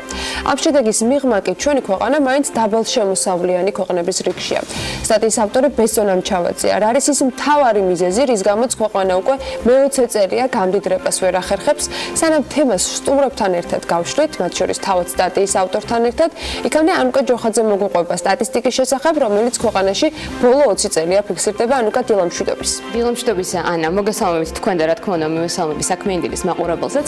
1999 წლიდან 2018 წლის ჩათვლით საქართველოს ეკონომიკა წლიურად საშუალოდ 5.4%-ით იზრდებოდა. შედეგად 2018 წლის ეკონომიკამ 1999 წლის მაჩვენებელს 2.8-ჯერ გადააჭერბა. ამ მაჩვენებლით საქართველოს მსოფლიოში 33 ადგილი დაიკავა. თურქმენეთი, ეკვატორული გვინეა, ჩინეთი, მეინმარი, აზერბაიჯანი, ეთიოპია და სომხეთი. ეს ის ქვეყნებია, რომელთა შემოსავალი ერთსულ მოსახლეზე ბოლო 20 წლის განმავლობაში ყველაზე მეტად გაიზარდა. მათ კი საქართველოს მოსდევს. რეიტინგში ქვეყანა მერვე ადგილზე გავიდა. საქართველოში ეს მაჩვენებელი 1998 წლიდან 3.51%-ჯერ გაიზარდა. ანუკა, მოდი ვაჩვენოთ მაყურებელსაც დინამიკა წლების მიხედვით, როგორ იზრდებოდა ეს მაჩვენებლები სხვადასხვა მთავრობების დროს. ანა, ბოლო 20 წლის განმავლობაში მთავრობების ცვლილებების მიხედვით 1999-2003 წლებში ერთ მოსახლეზე შემოსავლის დიდ საქართველოს მსოფლიოში მე-17 ადგილზე იყო. ეკონომიკის ზრდის საშუალო ტემპი კი ამ შემთხვევაში 5.4% ფიქსირდებოდა. 2004-12 წლებში საქართველოს მერვე ადგილზე იყო. ამ შემთხვევაში ეკონომიკის ზრდის საშუალო ტემპი 6.2% იყო. ხოლო 2013-18 წლებში მე-17 ადგილზე იყო. ეკონომიკის ზრდის საშუალო ტემპი კი 4%. თუ შემოსავლის ზრდით ბოლო 20 წლიანი პერიოდის ერთ-ერთი ლიდერი ქვეყანაა საქართველოს, მაშინ მაინც რჩება კითხვა თუ რატომ ვერ გახდა ჩვენი ქვეყანა და მისი მოსახლეობა მდიდარი. ამ კითხვებზე პასუხებს კი უკვე ჩვენი სტუმრებისგან მოვისმენთ. და ჩვენი სტუმრები არიან ბესო ნამჩავაძე, საერთაშორისო გამჭვირვალობა საქართველოს ეკონომისტი და გიორგი ხიშტოვანი, PMC კვლევითი ცენტრის დირექტორი. ანუკა ჯოხაძე სულ რამდენიმე წუთში შემოგვერდება, იქამდე სტუმრებთან ვიწყებთ საუბარს. დილა მშვიდობისა. გოგა არ გაბრაზდება თუ ბესოსთან გადავალ პირველი კითხვით, ანუკამ დატოვა ეს კითხვა, რომელიც ცხადია გიორგისთანაც იქნება, მაგრამ როგორც Forbes-ის ამ სტატიის ავტორს ამ შემთხვევაში საუბარია ბესო იმ თავარ კითხვაზე, რატომ არ და რამდენად არის და თუ არა ეს საკმარისი, ამაზე ჩვენ შეგვიძლია ცხადია მერე ვისაუბროთ, მაგრამ ჯერ პირველ რიგში ეს კითხვა ამ დაკვირვებიდან გამომდინარე, რატომ არ მოგესალმებით. ესე იგი, ნომერ პირველი მიზეზი, ესე ვთქვათ, ამის არის, რომ თუნდაც 20 წლის წინ საქართველოს გაცილებით უღარიბესი ქვეყანა და ნულიდან დავიწყეთ ფაქტობრივად განვითარება და ამას თავის მიზეზები ჰქონდა. ეს იყო 90-იანი წლების პირველი ნახევარი, სადაც 99 წელს თუ შევადარებთ 94 წლამდე 70%-ით შემცირდა, შეიძლება ითქვას განადგურდა საქართველოს ეკონომიკა და 15 ქვეყნისთვის დაიშალა საბჭოთა კავშირის სოციალისტური ბლოკიც დაიშალა, მაგრამ ესეთი ვარდნა არსად არ ყოფილა. არსებობს შედარებები, რომ საქართველოში იყო უფრო დიდი ვარდნა ამ 4 წელიწადში, ვიდრე გერმანიას ჰქონდა მეორე მსოფლიო ომში წაგების შემდეგ. 45 წელს იყო გერმანია, საქართველოს ეკონომიკა იყო უარის მდგომარეობაში 94 წელს. 15-16 რაღაც დაიწყო ცოტა დასტაბილიზება 98 წლიდან 2000 წლის დასაწყის ეკონომიკური ზრდის ტემპის უკვე ამაღლდა. ეს შემდეგ მე რა იყო პრობლემებიც, უკეთესი პერიოდიც ასე შემდეგ, მაგრამ მიუხედავად 20 წელიწადში მაინც ნორმალური შედეგი აჩვენა საქართველოს. არ აღმოჩნდა იმ სტარტიდან გამომდინარე, ხო, აი რაღაც შეჯიბრს შევადაროთ, რაღაც თქვა ჩვენ ვიდექით, რა ვიცი, კილომეტრით უკან და მივსდევდით ჩვენზე წინ დგომებს, ხო, და ის და ბუნებრივი ძალიან დიდი დაშორება იყო. გამოსვლაც კი საბჭოთა კავშირის ან სივრციდანაც კი ყველაზე მძიმედ მოახერხეთ, ხო? ანუ ფაქტიურად ეს არის პერიოდი, გიორგი, ბესო, როცა ელემენტარულ სტატისტიკაც არ არსებობდა, იგივე გაეროს ფაილებსაც რო ჩახედო სავალუტო ფონდის ფაილებსაც, არის წლები, როცა საქართველოზე არაფერი არ არის. ეს არის ხო ის ასტარტო პერიოდი, საიდანაც ვიწყებთ და ალბათ ეს არის განსაზღვრელი რეალურად იმ ტრენდისა, რაც ჩვენ ახლა გვაქვს. კი, გიორგი, ერთ-ერთი, ну, რა თქმა უნდა, 11-14 წელი იყო კატასტროფა საქართველოს ეკონომიკისთვის და მართლაც 14 წლიდან დავიწყეთ რეალურად ეკონომიკის თავიდან აშენება. მე დავეთანხმები ბესოს უბრალოდ ერთ მართულებასაც ავიღებ. გამდიდრება მაინც ანუ ამ შემთხვევაში Forbes-ის ძალიან კარგ სტატიაში არის აგრეგირებული მონაცემები მოყვანილი და ასე ვთქვათ პროგრესი თვალსაჩინოა, იმიტომ რომ სამნახევარჯერ არის გაზრდილი შემოსავალი მთლიანი ეკონომიკის. მაგრამ ასევე მნიშვნელოვანია ჩემი აზრით ჩავხედოთ, ასე ვთქვათ, ინდივიდუალურ დონეზე რა მდგომარეობა გვაქვს და აქ სტატისტიკა უფრო ნაკლებად სასიხარულოა, მოდი ასე ვთქვათ, იმიტომ რომ მაგალითისთვის რამოდენიმე რიცხვს დავასახელებ, მაგალითისთვის საქართველოში დასაქმებული მოსახლეობის თითქმის 50%-ის ყოველთვიური შემოსავალი არის 400 ლარი და ნაკლები, მაგალითად.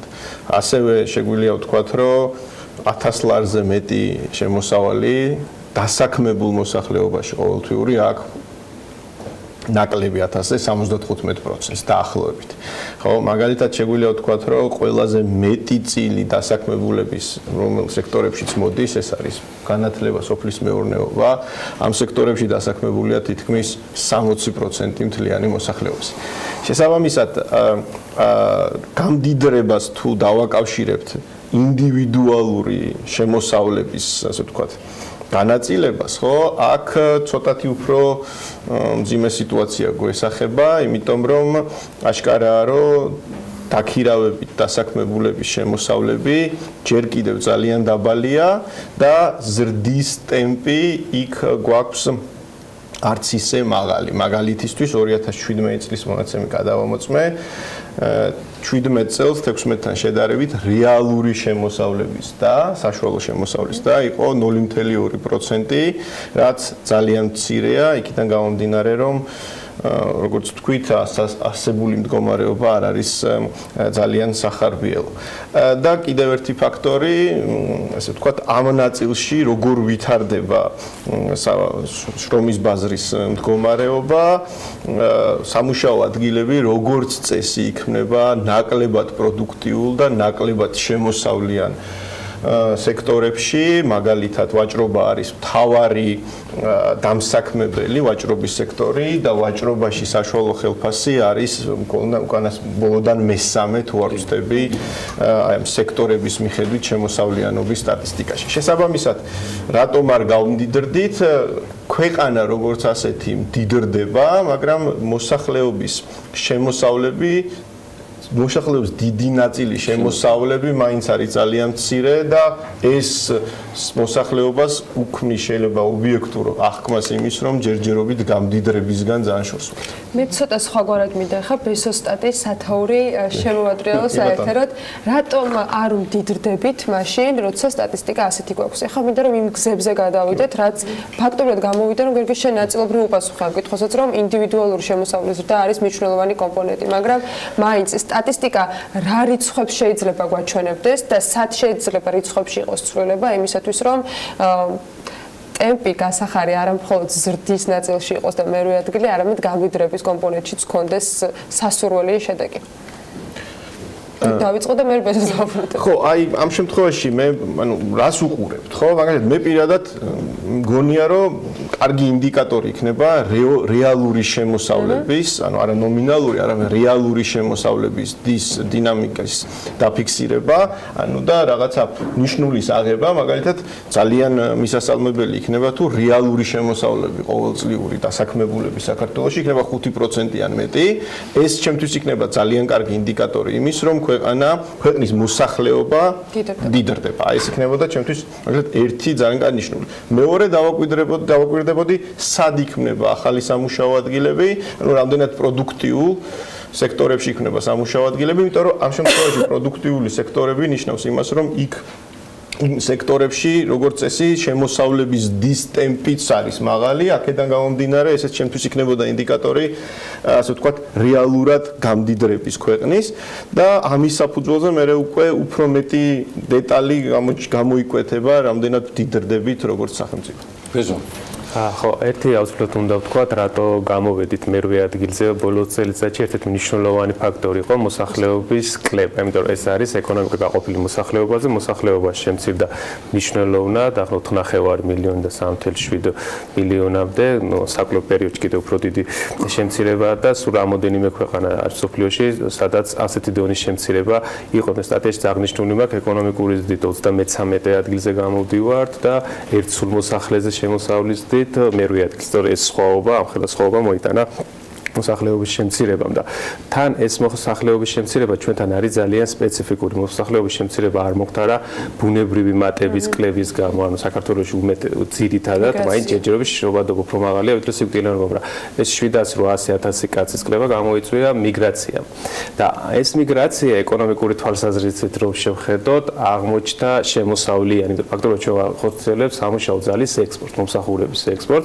ნუ ყველა მიცის ისე და ყოველ მეორე მესამე ოჯახიდან ერთი ადამიანი მაინც წასული ემიგრანტად შეუძლოს რომელიმე ევროპულ ან სხვა ქვეყანაში ფულს აგზავნის საქართველოში და ეს გადმოგზავნილი ფული ეხმარება საქართველოს. ეს ფული არ არის საქართველოს ეკონომიკის ნაწილი, სტატისტიკაში ვერ ხვდება, მაგრამ არის მნიშვნელოვანი წყარო ბევრი ოჯახისთვის და ბევრ სფეროს, თქვა სამშენებლო სექტორს, საბანკოს და ასე შემდეგ ძალიან ეხმარება ვალუტის წყაროა და ასე შემდეგ. და თუ თქვა ეს ასე არ ყოფილიყო და საქართველოს მოსახლეობა არ შემცირებულიყო, ბუნებრივია ესეთ მაღალ პოზიციაზე ვერ ვიქნებოდით, ეს იყო ერთ-ერთი ესე თქვა მნიშვნელოვანი მომენტი კიდე. როგორ ფიქრობთ ზოგადად ან დღევანდელი ეკონომიკური ზრდა რაც ბოლო წლებში ფიქსირდება, გვაძლევს თუ არა იმის ასე ვთქვათ ვარაუდს, რომ შესაძლოა თუნდაც გრძელვადიან პერიოდში საქართველოს გამდიდრდეს? ხო, აი მაგაზე ვინც ფორს იტულებს, ბევრი მაგ დაწერილი მანამდეც, მაგრამ ხო ბოლო 6 წლის საშუალოს და რო ავიღო დაახლოებით 4% ეკონომიკური და ზოგადად სიღარიბე სიმდიდრე მაინც ახმადი შედარებითი სიდიდეა და ჩვენ თუ სხვა ქვეყნებთან მიმართებით ეხლა ვართ დაახლოებით 105 ადგილზე მსოფლიოში ერთ წლზე შემოსა სულ აქ დავრჩებით ჩვენი ეკონომიკური ზრდით თავს ყოველთვის ჩავთვლით ღარიბებად. იმიტომ რომ ბოლო ნომერშია რომ დიდარი ქვეყნები კიდევ უფრო სწრაფად დიდდებიან რეალურ ხელში თანხას თუ და პროცენტებში თუ არ შევხედავთ ამ თანხას ხო? ამიტომ ამ ტემპით ჩვენ ვერ შევალთ სამწუხაროდ დიდარი ქვეყნების რიცხვში. აი სულ რომ გაჩერდნენ დიდარი ქვეყნები და დაგველოდონ 30-40 წელი და გჭირდება, მაგრამ ეს არ მოხდება ბუნებრივია, ისინიც გამდიდებიან წლიდადწამდე, რატო ვერ უნდა გამდიდრეთ, ხო? ყველაფერი ჩვენზე უკეთესი აქვს და ჩვენ თუ გამდიდებით, ისე რატო ვერ უნდა გამდიდრენ, ამიტომ ამ ტემპებით ფაქტობრივად ვერ შევალთ. მაგრამ ეს არ ნიშნავს, რომ საქართველოს ცხოვრება არ გაუმჯობესდება და ცხოვრების დონე არ გაუმჯობესდება. უბრალოდ არ ვიქნებთ იმ საოცნებო ქვეყნების ცხოვრების დონით საოცნებო ქვეყნების რიცხვი, როგორც დღეს არის სოფლის დაახლოებით 30 ქვეყანა. თუნდაც კონკრეტულად რა უნდა გაკეთდეს, თუნდაც რომ შევაფასოთ თავრობის ასე ვთქვათ ეკონომიკური პოლიტიკა რამდენად ეგ უკვე ხო გამოწვევებზია და ბევრი პრობლემაა და ამიტომ შეიძლება რთული იყოს, მაგრამ მე დღეს მიუხედავად ეკონომისტი ვარ და მესმის გადასახადების რეგულაციების ყველაფრის გავლენა მაინც სასამართლოს ვაყენებ პირველ რიგში და ბევრი უცხოური ანგარიშიც და საერთაშორისო რეიტინგი ამისკენ მიუთითებს, იმიტომ რომ რო ავიღოთ გადასახადები რეგულაციები და ასე შემდეგ ესეთ რეიტინგებში რომელიც ამ თემებს სწავლობს საქართველოს მოწინავე პოზიციებზე ეკონომიკური თავისუფლება, ბიზნესის დაწყება თუ ასე შემდეგ, მაგრამ არის სამართლებრივი სისტემა და განათლება. ეს არის ის ორი აქილევსის ქუსლი, ორივე ფეხზე აქილევსის ქუსლი, რომელიც არ გვაძლევს საშუალებას სწრაფად განვითარდეთ და ერთჯერადი დიფსხვილი პროექტებით რაღაც სისტემები ჰქონდა, ინვესტიციები შემოვიდიოდა, მაგრამ საქართველოს აი მაგალითად რო ავიღოთ, დღესაც საქართველოს აქვს რაღაც ექსპორტი აქვს $3 მილიარდამდე. ჩვენი ექსპორტის სტრუქტურა არის პროდუქცია, როგორც იყო კოლონიების, საუკუნეების წინ გაგვაქვს სოფლის მეურნეობის ნაწარმი და ბუნებრივი რესურსები. ან რეექსპორტი უბრალოდ საქართველოს ტერიტორიაზე გადის. რატო ვერაფერს ვერ ვაწარმოებთ კონკურენტ უნარიას, რომ რაღაც სხვა ქვეყანას რაღაცაში აჯობო და შენი გაიყიდოს, ხო? ანუ ეს უკვე განათლების ტექნოლოგიების პრობლემაა, მაგრამ მეორე შეკითხვაა კიდე. როცა საქართველოში ძალიან კარგი ბიზნეს გარემოა, გადასახადო რეგულაციების შრომა, იაფია, მიგრაციის, კაპიტალის მოძრაობა არ არის შეზღუდული და შეიძლება საქართველოში ააშენო ქარხანა ქართველის დაასაქმო კიდევ უფრო იაფი უცხოელი, რატო არ აკეთებენ? აქ უკვე პრობლემაა სამართლებრივი და პოლიტიკური სისტემის, რომ აზიური, ბევრი აღმოსავლეთ აზიური ქვეყნებს გავსად, სადაც უამრავი უცხოურმა კომპანიებს სათაოფისები გადაიტანა, ქარხნები გადაიტანა, ამას არ აკეთებენ საქართველოში. ეშინია აქ შემოსვლა. არ არის სამართლებრივი და პოლიტიკური გარანტიები.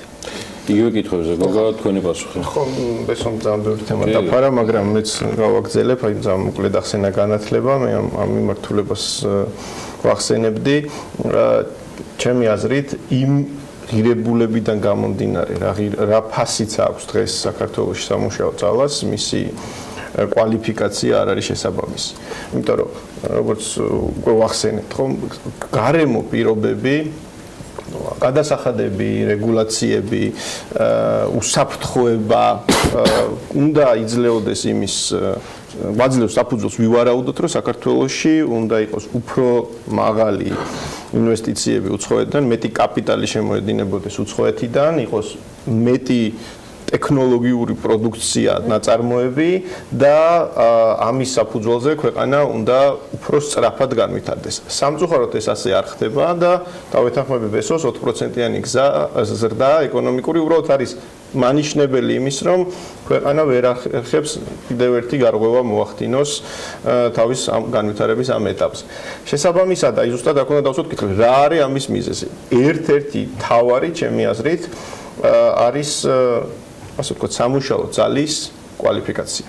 და ამას აუცილებლად უნდა დავუმატოთ კითხვა მისი ფასი, ხო? ანუ მხოლოდ კვალიფიკაცია არ არის ერთ-ერთი ფაქტორი, ასევე არის რა ღირს მაღალი კვალიფიკაციის სამუშაო ძალა სამუშაო ბაზარზე. ის ჩემი პირადი აზრით ღირს ბევრად უფრო მეტი, ვიდრე მისი კვალიფიკაცია არის და უკვე ეს არის ერთ-ერთი ფაქტორი გარდა იმ პოლიტიკური რისკებისა, რაც ახლავს თან საქართველოში კაპიტალის დაბანდებას, მიზეზი იმის, რომ ჩვენ ვერ ვახერხებთ ვიყოთ კონკურენტუნარიანი საერთაშორისო ბაზრებს. ანუ ქაღალდზე ვართ, გიორგი, ძალიან ღია ეკონომიკა, მაგრამ პრაქტიკაში ეს ჩვენი ეკონომიკის ღიაობა არ ვლინდება როგორც ჩვენთვის, ესე ვთქვათ, განვითარების საფუძველი, ხო? ანუ ღია ეკონომიკის არსი არის შემდეგი, რომ აქ უნდა შემოდიოდეს მეტი კაპიტალი, კაპიტალისტვის უნდა იყოს საინტერესო საქართველოში დაფუძნება დარეგისტრირება კომპანიების დასაქმება, პროდუქციის წარმოება, სერვისის შეთავაზება საქართველოსთან ეს იმ მასშტაბებით არ ხდება და რაც და აქ ერთ-ერთი ფაქტორი, ჩემი აზრით და მთავარი ფაქტორი არის შვენი საქართველოს მოსახლეობის ამ ეტაპზე განათლების ხარისხი და აქ აუცილებლად უნდა მივაქციოთ ყურადღება არა იმას თუ ახლა სად ვარ და არამედ სად ვიქნებით 20 წლის შემდეგ და აი 20 წლის შემდეგ სად ვიქნებით ის გამოკიდებულია იმაზე თუ როგორი სკოლამდელი განათლების სასკოლო განათლების და უმაღლესი და პროფესიული განათლების სისტემა გვაქვს. აქედან გამომდინარე კითხვაზე როდის გამდიდრდებით პასუხი შეიძლება იყოს როდესაც ჩვენი სკოლამდელი და სასკოლო განათლება იქნება დაახლოებით ისეთი როგორიც არის ფინეთში და სინგაპურში ეს იქნება გარანტია იმის რომ 20 წლის შემდეგ ეს ადამიანები რომ შევლენ სამუშაო ბაზარზე მათი კონკურენტუარობის ხარისხი იქნება იმხელა რომ ქვეყანა შეძლებს და შესთავაზებს მას საშუალებებს გამდიდრების ერთ რამეს უნდა მივაქციოთ ყურადღება ღიაობა ეკონომიკის და ესეთ გლობალიზაციის პროცესი არის ასე ვთქვათ დამატებით საფრთხის მატარებელი თუ საქართველოს არ შეთავაზა საქართველოში განათლება მიღებულ ადამიანებს ის გარემო რომელიც იქნება მათთვის ასე ვთქვათ იმედი პერსპექტიული ძალიან დიდი რისკია ეს ტრენდი ანუ მოსახლეობის კრების ტრენდი იმიტომ რომ ესოც ძალიან კარგად უწერია ეს დინამიკა ხო ვიყავით 5 მილიონზე მეტი მე 4 მილიონი ახლა უკვე 3 მილიონი 3.7 მილიონი შეიძლება გაგრძელდეს იმიტომ რომ ყველას მეყოლება გარშემო ადამიანები რომლებიც ღია საზღვრების პირობებში ფიქრობენ ემიგრაციაზე და ეს არის ძალიან დიდი რისკის მატარებელი ქვეყნის გამდიდრების. რეზუმირებისთვის სულ რამდენიმე წამი და უნდა დავასრულოთ, იმიტომ რომ ჩვენ პრინციპში თავს უყურეთ, შემიძლია ეს უკვე დავაანონსო, რომელზეც აუცილებლად მოვიწევთ კვლავ ეთერში ჩვენთვის მნიშვნელოვან რესპონდენტებს, მათ შორის გიორგი ხრიშტოვანს და ბესო ნომჩავაძესთან. 2019-ში განსახორციელებელი აქტივობების შეფასებას მთავრობის მხრიდან ერთის მხრივ გიორგის ნათქვამი რო გავაგრძელოთ ბესო სახეზეა დეკლარირებული ცვლილებები, მათ შორის განათლების კუთხითაც იგივე დაფინანსების ზრდის სურვილები ამდაგვარი პრობლემატურად რჩება, ყველაზე რბილად ვიტყვი, რომ აღარ განვერცხო თემაში სასამართლო თემა, მაგრამ არის მინიმუმ 10-12 კანონპროექტი, რომელიც ეხმაურება სრულად იმ დათქმებს, რასაც თქვენ ბრძანებთ და მინდა რომ რეალურად ესეც შევაფასოთ, მაგრამ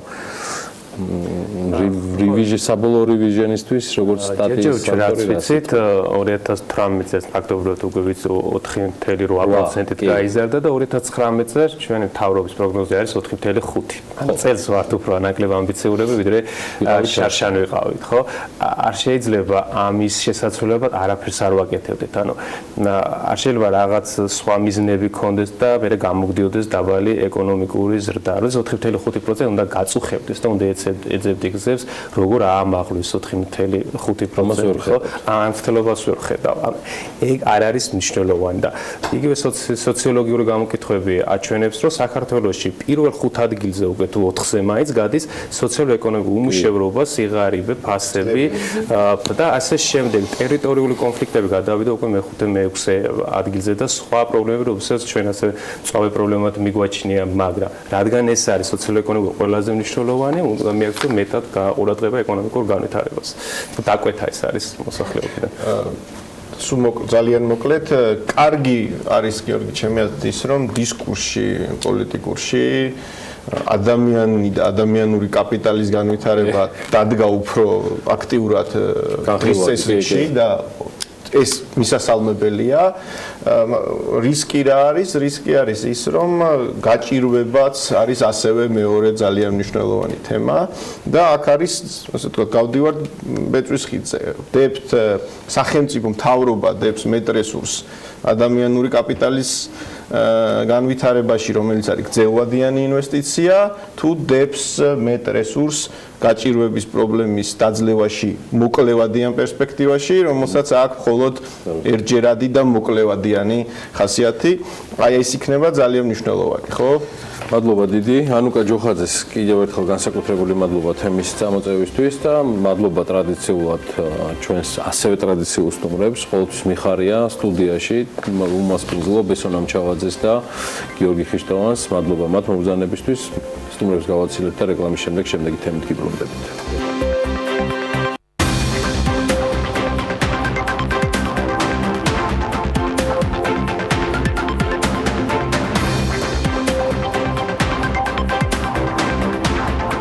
მასწავლებლების შესაფასებლად დაწესებული კრედიტ-ქულები გაუქმდება და მათი სერტიფიცირებისა და სახელმწიფო პოლიტიკის ახალი მეთოდი შემოვა. რა იგულისხმება ახალ მოდელში და როგორ აპირებს სამინისტრო სკოლებში სწავლების ხარისხის გაუმჯობესებას, ამაზე გავაგრძელებთ ჩვენს შემდეგ ბლოგში საუბარს.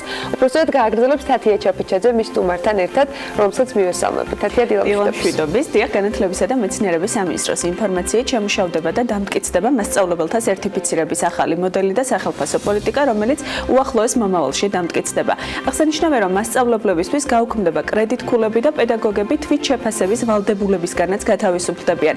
განათლების სამინისტროში ასევე აცხადებენ, რომ გამარტივდება და დაჩქარდება სკოლებში ახალი კადრების შესვლის გზებიც. უფრო ვრცლად თემაზე საუბარს მანანა რატიანთან, მასწავლებელთა პროფესიული განვითარების ეროვნული ცენტრის დირექტორის მოადგილესთან ერთად გავაგრძელებთ. მოგესალმებით.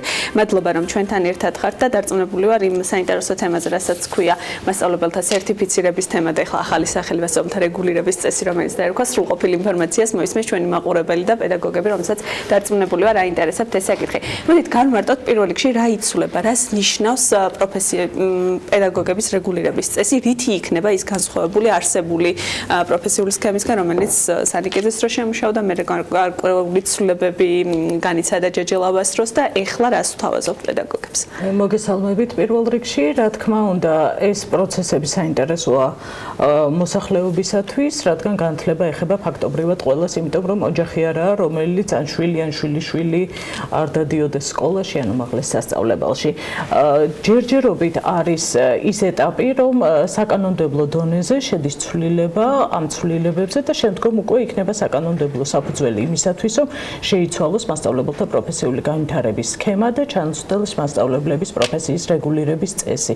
არსებითად ამ ეტაპზე უნდა ვისაუბროთ იმ მასწავლებლებზე, რომელიც სისტემაში არიან, პროცესები დაწყებული აქვს და ყველაზე მნიშვნელოვანი არის, რომ მათი იგრძნონ, რომ ეს პროცესი იქნება თანმიმდევრული და არ გამორიცხავს იმას, რომ მასწავლებელი, რომელმაც ეს პროცესები დაიწყო, მისთვის შემაფერხებელი გარემოებები არ შეიქმნება და ის შეძლებს სრულად დაასრულოს პროცესი და ვთქვათ სტატუსი აიმაღლოს ამ სასწავლო წლის მანძილზე. მოკლედ, თქვენ როგორც ახსენეთ, უკვე მეოთხე წელი მთავრდება სქემაში და შესაბამისად მასწავლებლებს თავდაპირველადვე ჰქონდათ 4 წელი მიცემული იმისათვის, რომ სტატუსი შეეცვალათ. შესაბამისად ამ სასწავლო წლის მანძილზე მასწავლებლები, რომლებიც სხვადასხვა აქტივობებით კრედიტ-ქულებს აგროვებენ, მხოლოდ წინსვლისათვის იქნება ეს კრედიტები კვლავაც შენარჩუნებული და აქტუალური, იმიტომ რომ მასწავლებლებმა გარკვეული კრედიტგულები უნდა დააგროვონ იმისათვის, რომ სტატუსი შეიცვალონ. სასწავლო წლის ბოლოს უკვე დაასრულებენ ამ პროცესს, ვინც წინსვლაში არის ჩართული და შემდგომ უკვე შეფასების ჯგუფები მათ საქმიანობას შეაფასებენ. მასწავლებლები, რომელთაც დაგროვილი ექნებათ აი ეს აუცილებელი და დამატებითი, ვთქვათ, სავალდებულო და დამატებითი კრედიტგულები და ყველა სრულად კრედიტგულები ამ შემთხვევაში ისინი შეიცვლიან სტატუსს და ამავდროულად უნდა დავამატოთ უბრალოდ ერთი ფაქტორი არის ასევე გარე კომპონენტები, ეს არის გამოცდა და გარე დაკვირვება და თუ კი მასწავლებელს ყველაფერი ექნება გაკეთებული და მხოლოდ ეს გარე კომპონენტები იქნება იმისთვის დარჩენილი, ზაფხულში შესაძლებლობა ექნება რომ გამოცდით მიღებული კრედიტგულები დაიმატოს, ხოლო სექტემბერში თუ კი ყველაფერი დასრულებული ექნება და მხოლოდ გარე დაკვირვება ექნება დარჩენილი, შესაძლებლობა ექნება რომ გარე დაკვირვებაზეც გავიდეს. და მეორე ნაწილი, სადაც კრედიტგულების მოხსნაზე ვსაუბრობთ, ეს არის მასწავლებლებს იმისათვის, რომ სტატუსი შეენარჩუნებინათ, ამისათვის გარკვეული ასევე ვალდებულებები ქონდათ სხვადასხვა აქტივობით კრედიტგულების დაგროვების. და ამ შემთხვევაში უკვე არის ის, რომ მასწავლებლებს ეს ვალდებულება ეხსნება და სკოლაში ადმინისტრაცია შეფასების ჯგუფი მათ საქმიანობას შეაფასებს მასწავლებლის პროფესიულ სტანდარტთან მიმართებაში. გამოცდების ჩაბარება ისევ მოუწევთ, როგორც თქვა, აქამდე უწევდათ ეს 4 საფეხური, რაც იყო პრაქტიკოსი, უფროსი, მენტორი, ასე შემდეგ. ეს ნარჩუნდება კვლავ და იმისთვის, რომ დაწინაურდეს, ესეთვის პედაგოგი და ქონდეს უფრო მაღალი ანაზღაურება, ისინი ისევ ჩააბარებენ გამოცდებს თუ არ იმართებენ. კი ბატონო, ეს სტატუსი, 4 სტატუსი კვლავაც ნარჩუნდება სისტემაში, რეგულირების წესშიც ეს გადავა, რა თქმა უნდა, ჩანაწერი. ამ შემთხვევაში არის მნიშვნელოვანი, რომ სტატუსებს შორის სტატუსი გულისხმობს გარკვეული კომპეტენციების კრებულს და მასწავლებლები თავიანთი კომპეტენციით სხვადასხვა სტატუსზე ერთმანეთისაგან განსხვავდებიან და ისინი ამას სხვაგვარად აადასტურებდნენ და სახელმწიფო სხვაობაც ამაზე იყო მიბმული. შესაბამისად, ახლანდელ დაანონსებულ ცვლილებებშიც, რა თქმა უნდა, ამ შემთხვევაში სამინისტრომ განაცხადა ამის შესახებ და ძალიან მისასალმებელია, იმიტომ ნებისმიერ საქმიანობაში ადამიანი თავის შრომის ანაზღაურების შესაბამის ანაზღაურებას უნდა ღებულობდეს. და ამ შემთხვევაში ცვლილებები, რა თქმა უნდა, ანაზღაურებას შორის სტატუსის და მიხედვით იქნება. ეხლა რაც მნიშვნელოვანია ასევე სტატუსებზე და რეგულირების წესზე, აქ საუბარი არის, რომ წინსვლის გზები იცვლება მასწავლებლებისათვის და გზა რამდენ მარტივი ან რთული იქნება ეს გზა იმისთვის, რომ მასწავლებლები წინასწარ იმის თქმა რამდენად მარტივი და რთული იქნება, რა თქმა უნდა, არ შეიძლება, თუმცა კომპონენტი იქნება გარე შეფასებები განაპირობებს მასწავლებლის წინსვლას ახალ სისტემაში. ეს არის კი ბატონო, პირველ რიგში ეს არის პრაქტიკოსთან წამყვანი მასწავლებელი რო გახდეს, ამისათვის საჭირო არის გამოცდების ჩაბარება, ეს არის საგნობრივი კომპეტენციის და პროფესიული უნარების დადასტურება, რაც ასევე კვლავაც რჩება მასწავლებლის ვალდებულებად, ხოლო ამის შემდგომ, იმისაც რომ წამყვანი ან მენტორი მასწავლებელი გახდეს, ამისათვის შესაძლებლობა ექნება თუნდაც პრაქტიკოს მასწავლებელს, თუმცა მას უნდა კონდეს დადასტურებული მინიმუმ საგნობრივი კომპეტენცია, იმისათვის რომ ეს გამოცდა გაიაროს, შესაძლებლობა ექნება, რომ არა თანმიმდევრულად აყვეს ამ კარიერულ საფეხურებს, არამედ თავდაპირველად ვთქვას, რომ ეს კომპეტენციები გამაჩნია და გავიდეს იმ გამოცდაზე, რომელიც იქნება მენტორისათვის განსაზღვრული. ამ ჩააბარა მას აქვს საშუალება ხელმეორედ გადაბარების? იცით რა არის, ასეთ დეტალებზე მიმდინარეობს მუშაობა, მაგრამ ეხლა ვერ ხვდები, რატომ არ უნდა შეიძლებოდეს ხელმეორედ მიეცეს ადამიანს საშუალება, რომ გავიდეს და კიდევ ერთხელ სცადოს, თქვას დავისი შესაძლებლობები გამოავლინოს გამოცდაზე. მიმდინარეობს მუშაობა შეფასებისა და გამოცდების ეროვნულ ცენტრთან ერთად. ჩვენ ხვდებით, ვუზიარებთ მოსაზრებებს, თუ რა ფორმატში უნდა მოეწყოს ეს გამოცდა, მაგრამ აი ეს ტრადიციული გაგებით გამოცდას, რასაც ჩვენ მიჩვეულები ვართ, თუნდაც მასწავლებლებისათვის, არ იქნება მხოლოდ თეორიული ნაწილი.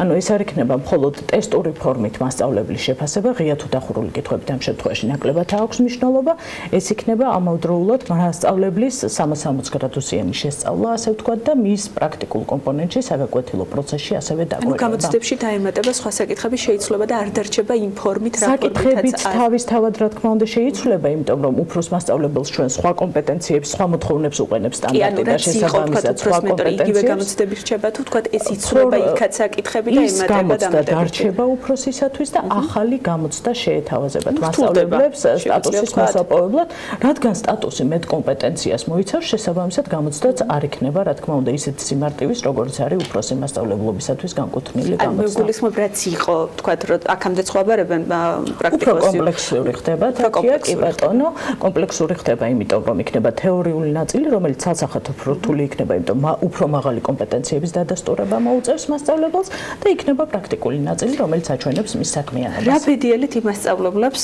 რომლებიც არ გავლენ გამოცდაზე არ ექნებათ სურვილი რომ გავიდნენ და თქვათ აი გვახსოვს მინისტრი ჯეჯალოვას დროს მან გააუქმა თქვათ ეს რაღაც სკოლიდან გაშვების თემა რომელიც 6 ჯერ ცდის შემდეგ თუ მასწავლებელი ვერ ჩააბარებდა ისტოვებდა ავტომატურად სკოლას.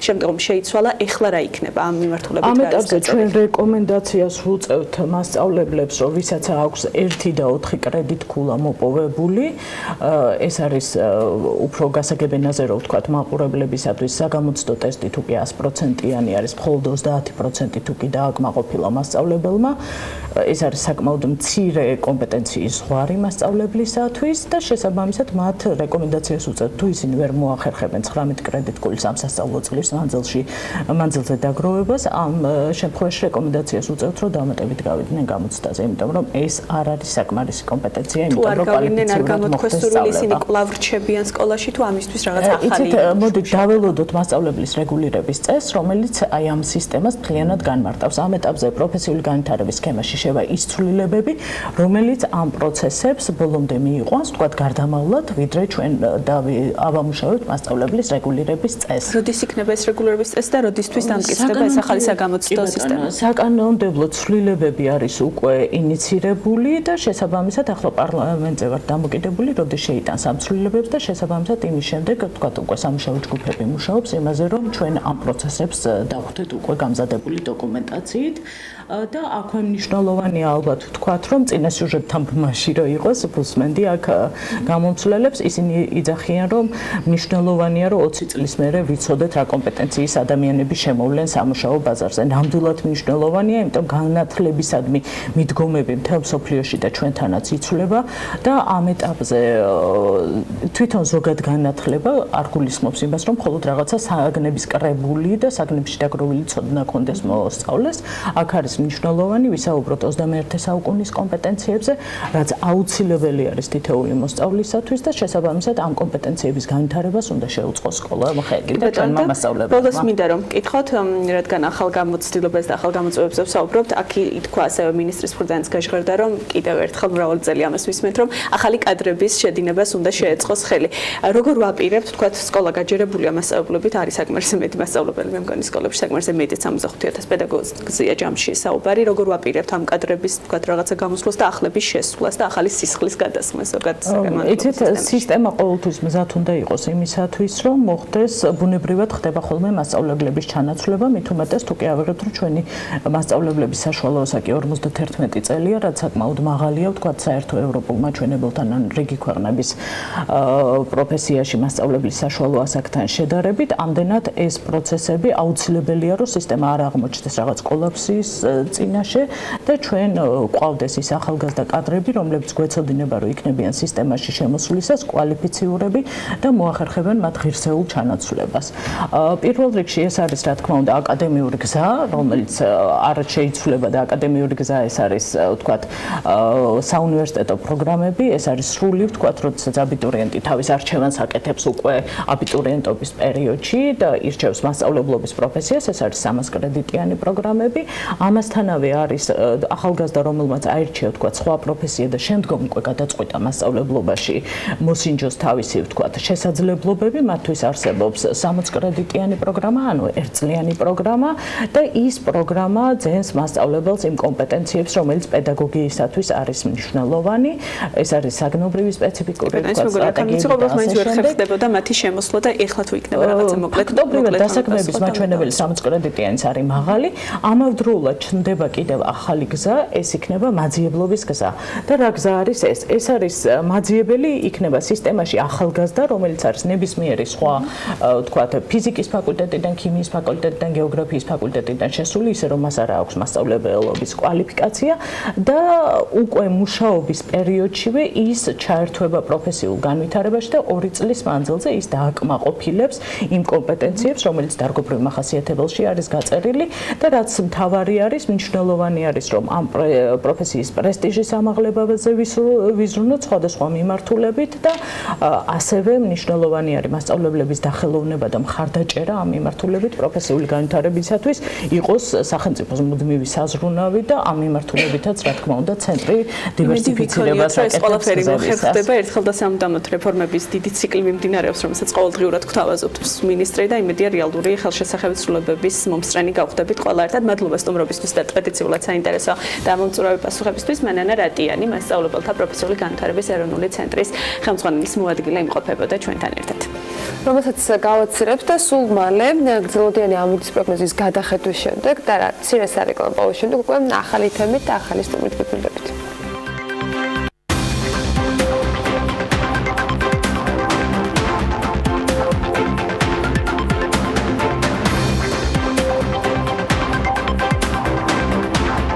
დილამშვიდობის მეც შემოვერთი საქმიანი დილას უკვე რახანია, თუმცა ჯერჯერობით წინა ბლოკში უпроსოდ ათია ჩაფუჩაძეს ყავდა სტუმარი. ვიწყებთ მოკლედ თემაზე საუბარს, რომელიც ბოლო ბლოკია საქმიანი დილისა. სოციალური ფონი რომ საუკეთესო არ გვაქვს, ახალი ამბავი ამაში არაფერია. ქუჩაში მოწყალების მთხოვნელთა რაოდენობაც რომ აღურიცხავია, ძირითადად იმ მიზეზით, რომ მათი კლასიფიკაცია არ ხდება, ახალი არც ეს არის. თუმცა ზედაპირული დაკვირვებით დახმარებას რომ ბევრი ითხოვს და მათ შორის ბევრი არასრულწლოვანია და ამ დახმარებით დახმარების თხოვნა სირცხული არ არის მოწყალების მთხოვნელი რომ მოძალადე და ქურდი ხდება ეს დანაშაულია. სტუმრების მასპინძელი ბიზნეს წარმომადგენლები აქტიურად წერენ რომ ტურისტულ უბნებში მოძალადე ჯგუფები გააქტიურდნენ ქუჩაში შანტაჟით პულის გამოძალვა სასიამოვნო არავისთვის უნდა იყოს, თუმცა ამჯერად ჩვენი ყურადღების ცენტრში ერთი კონკრეტული ძარცვის შემთხვევა და ტურისტებზე თავდასხმად შეფასებული ამბავი რომელიც გიდმა მოგვიყვა ის მოხდა. ნილონ გურაშვილის სიუჟეტი ვნახოთ და სტუმართან ერთად დაგიბრუნდებით.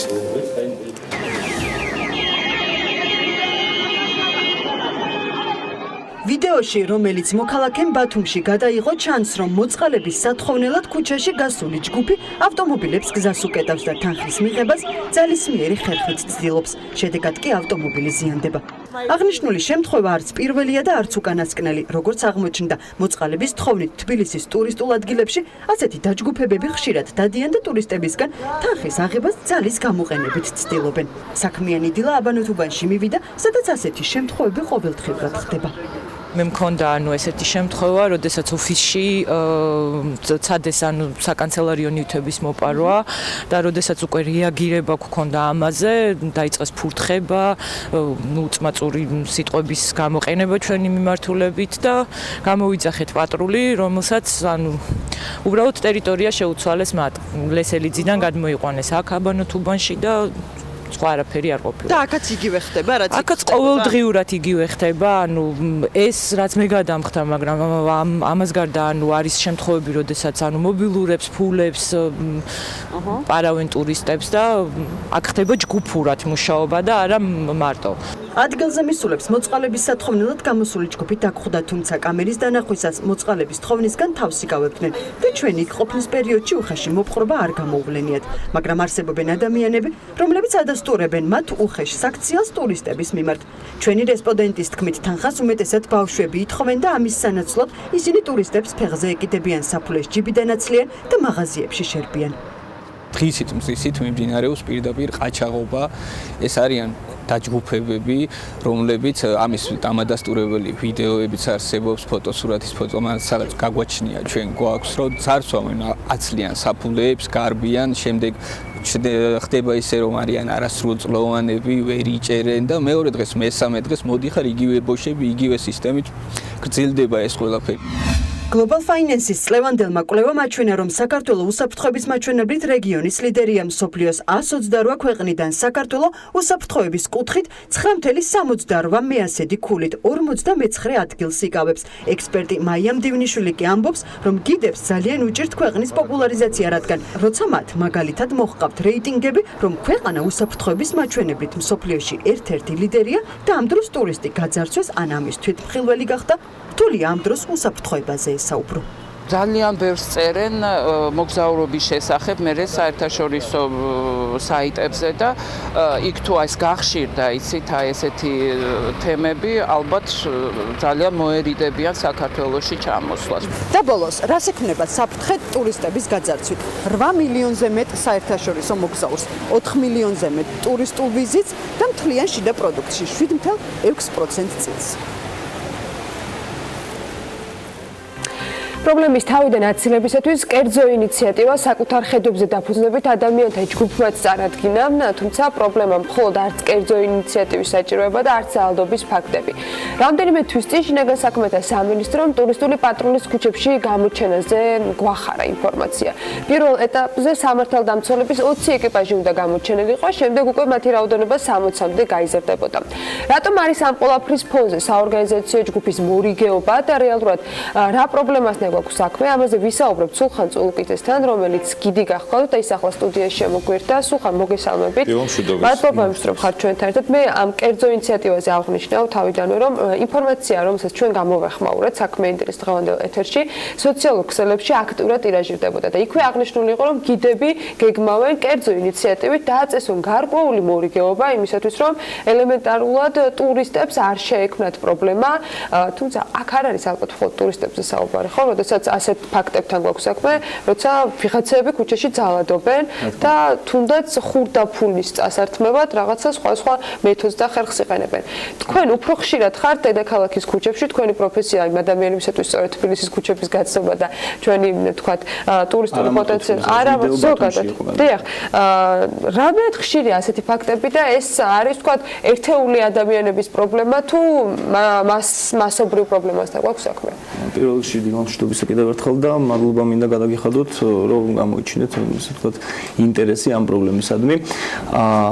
ეს 2 წლის წინ დაახლოებით ხო მათი ეს პრობლემა ამ ჯგუფიდან წამოსული არ იყო მაინც და მაინც ისეთი გახშირებული და რაღაცნაირად გიდები ვიგერიებდით ასე თუ ისე მეტწილ და არ იყო ისეთ დონეს მიღწეული, რაც ეხლა განვითარდნენ, არ ვიცი რაღაც განიცადეს რაღაც აპდეიტი და უკვე ისეთ დონეებზეა საუბარი, რომ მაგალითად დანის დადებაც კი არერიდებათ. ესეთი შემთხვევაც ყოფილა.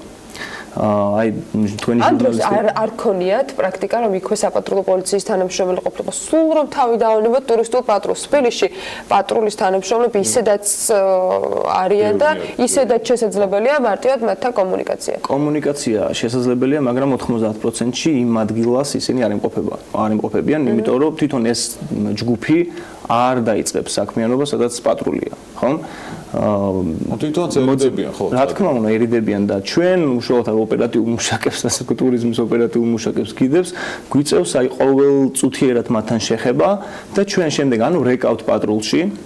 ან გამოსავალი რა არის ხოლმე ძირითადად, რომ ვაჩვენებ რომ რეკავ და თუ რაღაცა შინაგანად ისეთი მორიდებული არის ეს პიროვნება,ერიდება, მაგრამ ძირითადად არ არიან ესეთი, არ აინტერესებთ.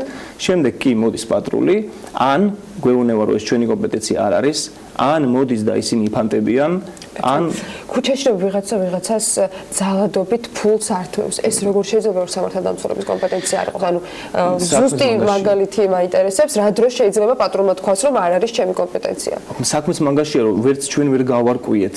ანუ კანონმდებლობა არ აძლევს მათ საშუალებას, რომ რაღაცნაირად შეეხონ, ანუ არასრულწლოვანები არიან, არასრულწლოვანები არიან. ერთი მიზეზი ეს არის, მაგრამ ყოფილა შემთხვევა, როდესაც წაუყვანიათ. ყოფილა შემთხვევა, როდესაც ესე ძალის მიერი მეთოდებით წაუყვანიათ, დაუტოვებიათ ან გარეუბანში. გაქვთ რამე ეჭვი, რამ გამოიწვია ის, რომ ამ ადამიანების გააქტიურება და კიდევ უფრო გააგრესიულობა მოხდა? აი ზუსტად მაგაშია პრობლემა. კიდევ ერთხელ ვიმეორებ, რომ რატომ წამოვჭერით ჩვენ ეს პრობლემა. ეხლა შეიძლება მაყურებლების ხედან, ეხლა ტელეეკრანებთან და მოიცადე რა იფიქროს, რომ ეს არის ეხლა პრობლემა ქვეყანაში და რაღაც, მაგრამ ტურიზმში რაც პრობლემებია, ბევრი კი თვიდან თვემდე, წლიდან წლამდე ვითარდება. მადლობა ღმერთს, ეს პრობლემა უარესდება. ამიტომ გახდა ჩვენგან ეს ინიციატივა აუცილებელი, რომ რაღაცნაირად მოეგვაროს ამ პრობლემას. ესმით? და რეალურად ალბათ განაპირობა იმანაც, რომ ეს დაუსჯელობის მიხვდნენ ადამიანები, რომ ეგ პატრული ვერაფერს ვერ აკეთებს, კანონმდებლობა არ არის, მე წამიყვანა დამტოვებენ გარეუბანში ან ბავშვთა სახლში, საიდანაც თავისუფლად შემიძლია გამოსვლა. როგორ შეიძლება მოგვარდეს და არეგულირდეს აი რაიმე ტიპის ინიციატივა ხომ არ გაქვთ თქვენ და ტურისტულმა პატრულმა შეცვალა რამე თუ საერთოდ არ შეცვალა? ძალიან მცირე შეცვალა, ისინი უბრალოდ პატრულებენ ქუჩებში, ცენტრალურ ვთქვათ, ძირითად ტურისტულ ადგილებში, თუმცა ვთქვათ, აი ეპიცენტრი რაც არის ეს აბანოტუბანია, მეტეხის ეზოა, ევროპის ბაღია, მეტეხის ხიდი, ლესელიძე, ხო, აი იქ თუ არიან ერიდებიან, მაგრამ ამასობაში სხვა ქუჩაა თავისუფალი, სადაც სუვენირების და 1000 რაღაც მაღაზია, 1000, ანუ არ არის ეს პრობლემის აღმოფხვრის გამოსავალი, ეს არ არის. რაღაც კონკრეტულ ლოკაციაზე, თქვათ, კონკრეტულ შემთხვევაში ალბათ მოიგوارება, თუმცა მთელი თბილისი, ძველი თბილისი განსაკუთრებით არის ტურისტული და ერთ ადგილას ვერ გააკეთებს, მეორე ადგილას გააკეთებს. რა შეიძლება გამოასწოროს, თქვათ, იგივე შინაგანსაფრის ამის რომ აუცილებლად უნდა მოხდეს სამუშაო ჯგუფის შექმნა. ჩვენ ახლა ამზადებთ პეტიციას, მზად იქნება რამოდენიმე დღეში და შევაგროვებთ კიდევაც ხელმოწერებს ამასთან დაკავშირებით, რომ საკანონმდებლო დონეზე მოხდეს ურთიერთკავშირი პატრულსა და თუთ იუსტიციის სამინისტროს შორის, პატრულს შორის, რომ მათ მიეცეთ რაღაც გარკვეული უფლება და ასევე უნდა მოხდეს გაზიარება სხვა ქვეყნების, აღმოსავლეთ ევროპის მაგალითად, სადაც იყვნენ, არის ეს პრობლემა, იყო ეს პრობლემა, ხო? ეხაც არის კი, მაგრამ მეტნაკლებად, თუთ უნგრეთის მაგალითზე მოეგვარა რაღაცნაირად. შედარებით დარეგულირება. ხო და გავითვალისწინოთ. დავიკონტაქტოთ მათ, გავიზიაროთ მათი გამოცდილება. სამუშაო ჯგუფი უნდა შექმნას, დაიწყოს ამაზე უნდა მუშაობა, იმიტომ რომ კიდევ ერთხელ ვიმეორებ, წელსაც შარშან დაიწყო, შარშან წინ პრინციპში ნელ-ნელა წელსაც მართლა ვერ ხვდებით. ლობი ყავს, ზოგი იძახის რომ ლობი ყავს სადღაც ამ ჯგუფს. ზოგი იძახის რომ არის რომ უცხოეთიდან შემოიყვანეს ეს დაჯგუფება რაღაცის სანაცვლოდ და ჩვენი თქვათ რაღაც ხელისუფლება თუ ასე შემდეგ ხმას არ იღებს მათ ესე თქვათ ყოფობაზე არც ჩვენ არ აქვს პრობლემა ხო მოგესალმებით როგორი ტოლერანტულები ვიყავით მთელი ჩვენი ისტორიის განმავლობაში არც ჩვენ არ გვაქვს პრობლემა რომ იცხოვრო ქვეყანაში, მაგრამ აი ესეთი ქმედებები მათი სერიოზულ ზიანს აყენებს ქვეყნის იმიჯს. ვინ არის ამ შემთხვევაში ადამიანი, რომელიც მეორე ადამიანზე ძალადობს, ახლად შემოსულია ქვეყანაში, ახალი მოქალაქე აქვს, ახლად აქვს მოქალაქეობა მიღებული თუ არასრულწლად თუ ასე შემდეგ. ხო, არ ნიშნავს, მაგრამ ალბათ პრობლემა არსებობს და ცხადია რომ არსებობს, რომელსაც მოგვარება ჭირდება. აი თქვენი ჟურნალისტიც იქ იყო და თვითონ გახდა მოწმე, ძალადობის არა, თვითონ გახდა მოწმე, როგორ უყვებოდნენ ისტორიებს გამყიდველები, იქ მომუშავე მძღოლები, სხვადასხვა ადამიანები, ვისაც აქვთ, ვინც ხედავენ ყოველდღურად ამას, რამდენი ისტორია მოუყვეს თქვენ ჟურნალისტს.